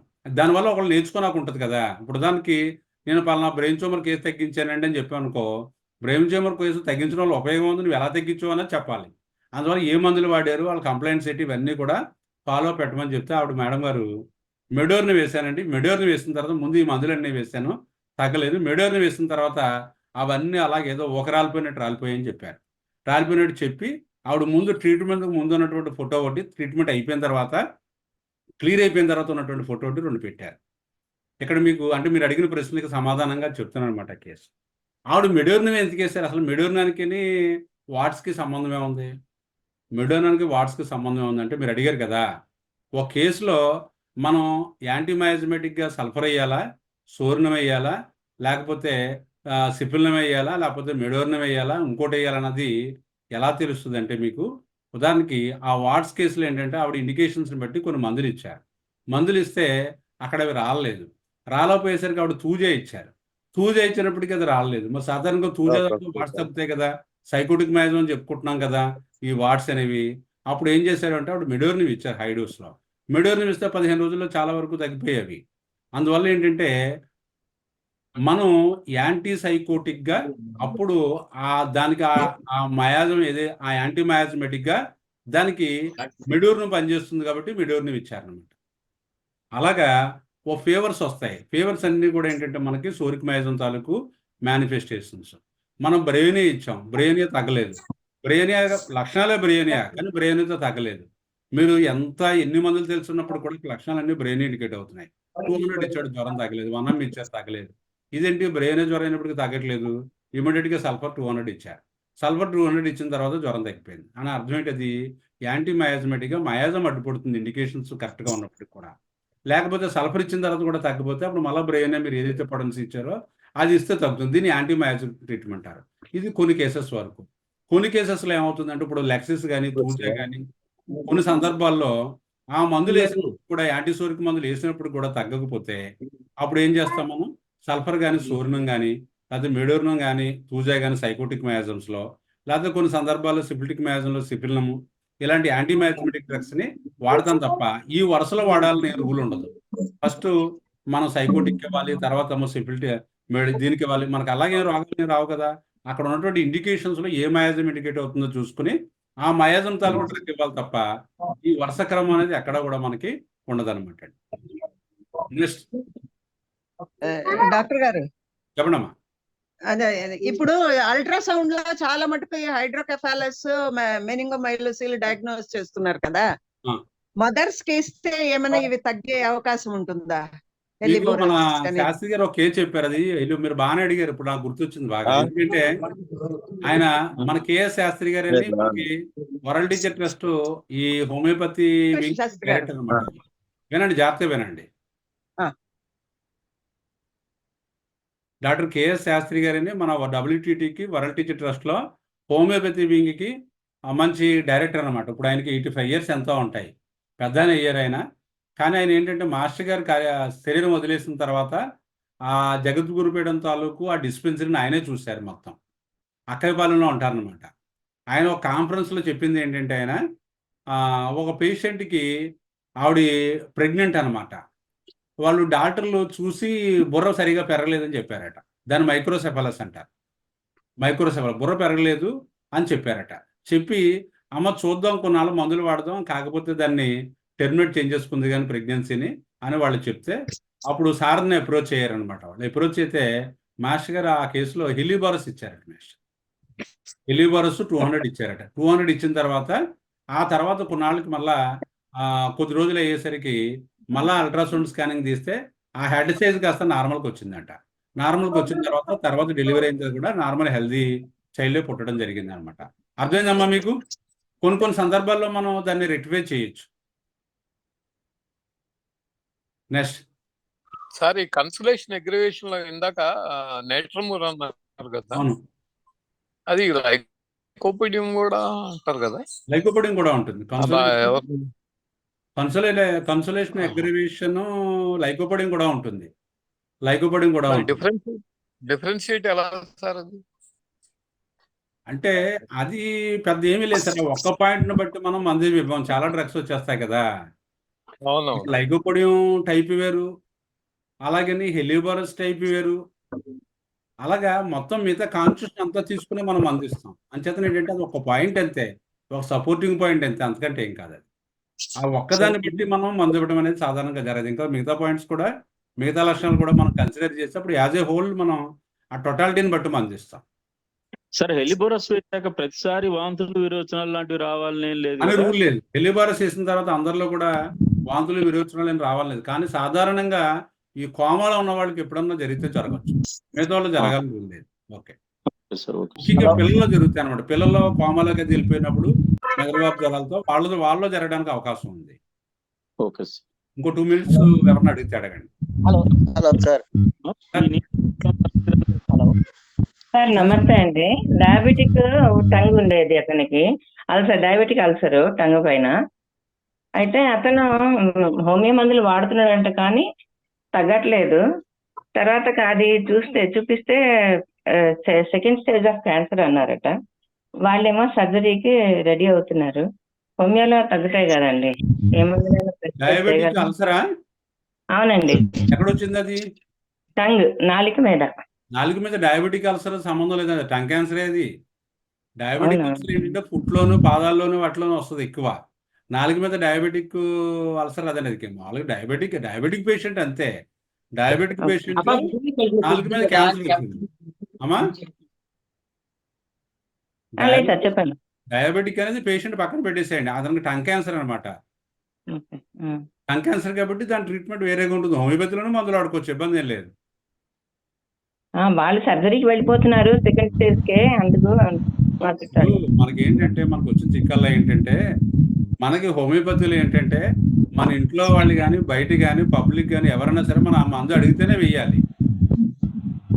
మనం అడగని దానికి వేసామనుకోండి బోల్డ్ అన్ని రిస్ట్రిక్షన్స్ పెడతారు మనకి. మీరు ఎన్నాల్లో తగ్గించగలరు, మీరు ఎప్పుడైనా ఇలాంటి కేసు తగ్గించారా, తగ్గిస్తే మీ దగ్గర ప్రూఫ్ ఉందా, ఇవన్నీ బొచ్చుడు వస్తాయి. అక్కడికి వెళ్ళిన తర్వాత వీళ్ళు ఏమో అడగరు కదా, వాళ్ళు చెప్పినట్టు వింటారు వీళ్ళు. వాళ్ళు ఎవరన్నా సాధారణంగా మన దగ్గరికి వచ్చే కేసు, ఇప్పుడు మీకు ఉదాహరణకు ఒక కేసు చెప్తాను. మన ఈ మధ్యకాలంలో ఇక్కడ ఈ కోనసీమ జిల్లా నుంచి ఒక పేషెంట్ వచ్చారు. ఆవిడకి ఏంటంటే స్టొమక్ క్యాన్సర్ వచ్చిందండి. స్టొమక్ క్యాన్సర్ వచ్చిన తర్వాత ఆవిడకి ట్రీట్మెంట్ కీమో ఇవన్నీ కూడా ఇచ్చారనమాట. కీమో ఇవన్నీ ఇచ్చిన తర్వాత పేషెంట్కి అంటే స్టొమక్ క్యాన్సర్ మీరు ఎలా చెప్తున్నారంటే ఈసోఫాగస్ క్యాన్సర్ వచ్చింది, ఆహార వాహికలో వచ్చింది. వచ్చిన తర్వాత ఆవిడకి దిగడం తగ్గిపోతుంది అనమాట. ఆహారం దిగడం అది తగ్గిపోయి అక్కడి నుంచి వాంతి అయిపోవడం అన్నీ జరుగుతుంది. తీసుకెళ్తే వాళ్ళు ఏం చేస్తారంటే సర్జరీ అది చేసి దాన్ని సెట్ చేస్తారు, కీమో రేడియేషన్ ఇవన్నీ పెట్టారు. పెట్టిన తర్వాత ఇప్పుడు ఏమవుతుందంటే ఆవిడకి విపరీతంగా గొంతుకంతా కఫం పెట్టేస్తుంది. ఇప్పుడు ఆపరేషన్ అయిపోయిన తర్వాత కూడా ఆవిడకి ఏంటంటే కనీసం ఒక చిన్న ఒక స్పూను ఫుడ్ కూడా తీసుకోలేకపోతుంది. ఇప్పుడు ఆవిడ పరిస్థితి ఏంటి? ఇప్పుడు వాళ్ళు ఏమన్నారంటే ఇది ఇంతేనమ్మా అని చెప్పారనమాట. ఇది ఇంతేనమ్మా, ఈ కేసెస్ ఎలాగో ఉంటాయి, మనం చేయగలిగినాడికి చేసాము. ఆ తర్వాత ఏంటంటే ఆవిడ నెమ్మదిగా రెక్టిఫై అవుతుంది. ఇప్పుడు అన్నం తినకపోతే మరి ఆవిడ పరిస్థితి ఏంటి? ఆవిడకి ఓ స్పూన్ ఫుడ్ ఎలా సరిపోతుంది? ఆవిడకి అతి కష్టం మీద ఓ స్పూన్ ఫుడ్ తిరుగుతుంది. నోరంతా కఫం ఊడిపోతుంది, కఫం వచ్చేస్తుంది. అలాగా ఎన్నోసార్లు కఫం అలా ఊస్తూ ఉంటుంది ఆవిడకి. ఈవిడికి మీ హోమియోపతిలో మందు ఇవ్వండి అని వాళ్ళు చాలా డ్యామ్ షూర్గా అడిగి వచ్చారనమాట. వాళ్ళు మీరు మందు ఇవ్వండి, మేము వాడే ఇంగ్లీష్ మందులు మేము ఎలాగా వాడుకుంటామో మీరు కూడా మందు ఇస్తే తగ్గుద్ది అన్నారు డాక్టర్ గారు, మీరు ఇవ్వండి. వాళ్ళ అడిగిన దాంట్లో మనకి ఏముంది, వాళ్ళు రిక్వెస్ట్గా వాళ్ళు అడిగారు, అంటే మీరు కూడా మందు ఇవ్వండి, మేము వాడతాం, ఇది పరిస్థితి, ఆవిడ ఏం తింటలేదు, చాలా భయంగా ఉందని అడిగారు. అంతే తప్ప వాళ్ళు అడిగేటప్పుడు ఏమండి మీరు తగ్గించగలరా, ఎన్నాల్లో తగ్గించగలరు, వాళ్ళు ఎన్నాల్లో తగ్గించగలరు, ఎప్పుడు తగ్గించగలరు, వాళ్ళు అడిగే ట్రీట్మెంట్ చేయించుకోలేదు కదా అంతకుముందు. మనల్ని ఎందుకు వేస్తున్నారు ప్రశ్నలు అంటే మనం హోమియోపతిని వాళ్ళు ఇగ్నోర్ చేస్తున్నారు. అలాంటి కేసెస్ మనం ముట్టుకోవాల్సిన పని ఏం లేదు. మీ దగ్గరికి ఎవరైతే వస్తారో మిమ్మల్ని నమ్మి వాళ్ళకి బాగా వైద్యం చేయండి. వాళ్ళు ఇంకొకరిని పంపించినప్పుడు చాలా బాధ్యతతో చెప్పి పంపిస్తారు. వాళ్ళకి వెనకాల నుండి గైడ్ చేసేది ఆ పేషెంట్ చేస్తాడు, మీరు చెప్పక్కర్లేదు, మీరు మందిస్తే చాలంతే. లేదండి డాక్టర్ గారు మీ గురించి వాళ్ళు చెప్పారు, చాలా బాగా తగ్గుద్ది అని మాకు బలమైన నమ్మకం ఉందండి. ఆవిడ అలాగే చాలా ఇబ్బంది పడింది, తగ్గింది ఆవిడకి, అంచేత నాకు ఆవిడంత పెద్ద కేసు కూడా కాదు, నాకు ఇంకా బాగా తగ్గుద్ది నమ్మకంతో వచ్చామని మీలో భరోసా నింపుతారు. అలాంటి కేసెస్ పట్టుకోవాలి. మీరు పట్టుకుంటే అప్పుడు మీరు హ్యాపీగా వైద్యం చేయగలరు. ఇలాంటి పేషెంట్ ఒకడు వచ్చాడు అనుకోండి, ఏదో మనకి సత్యహరిచంద్ర దాంట్లో హరిశ్చంద్రుడికి నక్షత్రకుడిలా తోడవుతాడు అనమాట. అత్తమాను క్వశ్చన్స్ ఏ ఇబ్బంది పెట్టడం దీనిలో మీరు హోమియోపతి మీద మీకు విరక్తి వచ్చేస్తుంది. అంచేత వాటి గురించి మీరు ఏం వర్రీ అవ్వకండి. మీ దగ్గరికి వచ్చిన వాడిని మీరు పట్టుకోండి అంతే. పేషెంట్ వాళ్ళు వింటారంటే మీరు చెప్పండి, తప్పు కాదు. అందువల్ల ఏంటంటే పేషెంట్ ఆ కేసులో హోమియోపతి చెప్తామండి, ఒక నిమిషం ఆగండి. ఇప్పుడు ఆవిడకి అలా వచ్చేసరికి ఏమైందంటే ఈ ఈసోఫేగల్ క్యాన్సర్కి సర్జరీ చేయించిన తర్వాత ఇంకేం దిగట్లేదు. ఇంకేమి దిగపోయేసరికి ఒక స్పూన్ ఫుడ్ తినాలంటే రోజంతా చాలా కష్టం. అదే నేను కాల్కేరియా ఫ్లోరికే ఇచ్చాను. కాల్కేరియా ఫ్లోరికే ఇస్తే ఇవాళ ఇడ్లీ తింటుంది, అన్నం తింటుంది, పప్పు తింటుంది, అన్నీ తింటుంది. She is happy. ఎందుకని ఆవిడ నమ్ము వచ్చింది కాబట్టి మనం మంది ఇచ్చాం, బాగా తగ్గింది. అలాగా మన దాంట్లో కూడా మనం మ్యాక్సిమం మనకున్న నాలెడ్జ్ ప్రకారం మనం అప్లై చేసి ఇస్తాం. మన వల్ల తగ్గలేదు అనుకుంటే మనం వదిలేస్తాం, మన వల్ల అవ్వదని చెప్పేస్తాం. అది చెప్పండి అమ్మా. సార్ ఇప్పుడు అలోపతి వాళ్ళని ఇంట్రెస్టెడ్ కూడా గా ఉన్నారు తగ్గిన సార్. అడుగుతున్నారు సార్. ఇండికేటెడ్ మెడిసిన్స్ ఏమున్నాయని అడుగుతున్నాను నేను. అమ్మా, పేషెంట్ ఇంట్రెస్టెడ్ గా ఉన్నాడు. పేషెంట్ ఇంట్రెస్టెడ్గా ఉన్నారంటే దానికి స్టార్టింగ్ ఎంత అవసరమో తర్వాత ఫాలోఅప్ కూడా అంత. ఇప్పుడు నేను ఓ మందు చెప్తాను, మీరు వేస్తారు. తర్వాత ఎలా మీరు వేస్తారు, మీరు ఏం తెలుస్తుంది మీకు? ఓకే. అంటే మనం ఉదాహరణకి మనం కారు కొనేసుకుని డ్రైవింగ్ మాడ్యూల్ చూసుకుంటే మనం డ్రైవింగ్ చేస్తే ఎంత ముందుకెళ్తుందో మన వైద్యం కూడా అలాగే ఉంటుంది. అంచేత మనం సాధారణంగా మీరు నన్ను అడిగేటప్పుడు మీ ఫ్యామిలీ, మీరు హోమియోపతి తెలుసు కాబట్టి మీ ఫ్యామిలీస్లో ఎవరన్నా దూరంగా లేకపోతే మీ చుట్టాల్లో కానీ మీ ఇంట్లో కానీ ఎవరన్నా ఉంటే నేను మందు చెప్తాను, గైడ్ చేస్తాను. బయట పేషెంట్కి వాళ్ళ దగ్గర నుంచి మీరు ఇన్ఫర్మేషన్ తీసుకుని నాకు చెప్పి తర్వాత ఏం చెప్పాలంటే మన హోమియోపతి బ్లేమ్ అవుతుంది, అంతకంటే ఇంకా. వాళ్ళ దగ్గరలో ఉన్నటువంటి హోమియోపతి డాక్టర్ బాగా ఫేమస్ ఎవరైతే ఉంటారో వాళ్ళ దగ్గరికి వెళ్ళిపోమనండి. మీరు గైడ్ చేయలేరు. ఏ మందు పడుతుంది అంటే ఏం చెప్పగలం, ఎప్పటికప్పుడు చూస్తూ ఉండాలి అలాంటి కేసెస్లో. Okay sir, thank you very much. Hello sir. Thank you sir. Thank you sir. Thank you so much, sir. మంచి సార్ ఫైల్స్ అది అప్లోడ్ Thank చేయండి you, sir. సార్. చేస్తాను. అది ఇంకా 3-4 నమస్తే రోజులు. సార్. వాసుదేవ. సార్ నమస్తే సార్. వాసుదేవ. నమస్తే సార్. సార్ అప్లోడ్ చేయండి సార్ ఈ వీడియోస్. చేస్తానమ్మా, 3-4 ఉన్నాయి, చేస్తాను. ఇంకా ఈవేళ 100 పైన వచ్చారటండి, మీకు మెసేజ్ లో ఉన్నాయి చూడండి. అలాగా అవునండి. ఈ మధ్యన మనకి ఏంటంటే 100 దాటిపోతున్నారు జనాలు. అది చాలా సంతోషం. అంటే అంతమంది రిక్వెస్ట్ పెట్టారు గ్రూప్ లో. సార్ హలో సార్, పిహెచ్ఎస్ఎన్ రాజు గారు ఒక రిక్వెస్ట్ పెట్టారు, ఎవరో డాక్టర్ గారు దానికి ఓకే చేశారు. సార్ సార్ సార్ సార్ అలాగా ఓకే ఓకే. హలో సార్, నమస్తే సార్. నమస్తే సార్ మేము దామల్చూరు, మా పేరు కాదర్ భాష సార్, కొత్తగా జాయిన్ అయ్యాము. సార్ సార్ మాకు నోట్స్ పెడతారా సార్ వాట్సాప్ లో? మేము చాలా చూస్తున్నా సార్, మేము అన్ని కూడా. మీరు ఆ వీడియోస్ అన్ని పాత చూడండి సార్. నేను అన్ని కూడా మీకు పవర్ ప్రెజెంటేషన్ చెప్తున్నాను కాబట్టి మీరు దాన్ని చూసుకుని నోట్స్ రాసుకోవచ్చు. కాకపోతే అది స్క్రీన్ తీసేసుకుని మీరు దాన్ని మీరు ఫోటో స్టాట్ తీసుకోవచ్చు, ఇబ్బంది లేదు. ఇప్పుడు మీరు ఒక వీడియోని మీరు చూస్తున్నప్పుడు ఆ మధ్యలో వచ్చినటువంటి ఆ స్లైడ్ ని మీరు క్లిక్ తీసుకోండి. అలాంటి ఉదాహరణకి దానికి సంబంధించి 10-15 కంటే ఎక్కువ లేకపోతే 20 ఉంటాయి. అవన్నీ కూడా 20 కూడా స్లైడ్స్ తీసుకుంటే అదే నోట్స్, అంతకంటే ఏం లేదు, వేరే పెట్టక్కర్లేదు. సమ్మర్ లో ఈ మార్నింగ్ స్టమక్ పెయిన్, వామిటింగ్స్ అవుతాయి, ఏముంది ఏమంటారు సార్? సమ్మర్లో అని కాదు, సమ్మర్ సీజన్ అని కాదు. మీకు స్టమక్ పెయిన్, వామిటింగ్స్ ఇవన్నీ అవుతా ఉంటే అక్కడ ఫాస్ఫరస్ ఇండికేట్ అవ్వచ్చు, పోడోఫైలం ఇండికేట్ అవ్వచ్చు, నక్స్వామికా ఇండికేట్, అక్కడ లక్షణాలు బట్టి ఇవ్వాలి మందు. సమ్మర్ వేడి వల్ల సమ్మర్ వేడి వల్ల విడి వల్ల మీకు సిమ్టమ్స్ ఉంటాయి కదా, సిమ్టమ్స్ ఉంటాయి. ఉదాహరణకి మీకు వాంతులు అయిపోతున్నాయి అనుకోండి, వాంతులు అయిపోతే చక్కటి విధానం తాగాలని ఉంది, ఫాస్ఫరస్ 30 తగ్గిపోతుంది.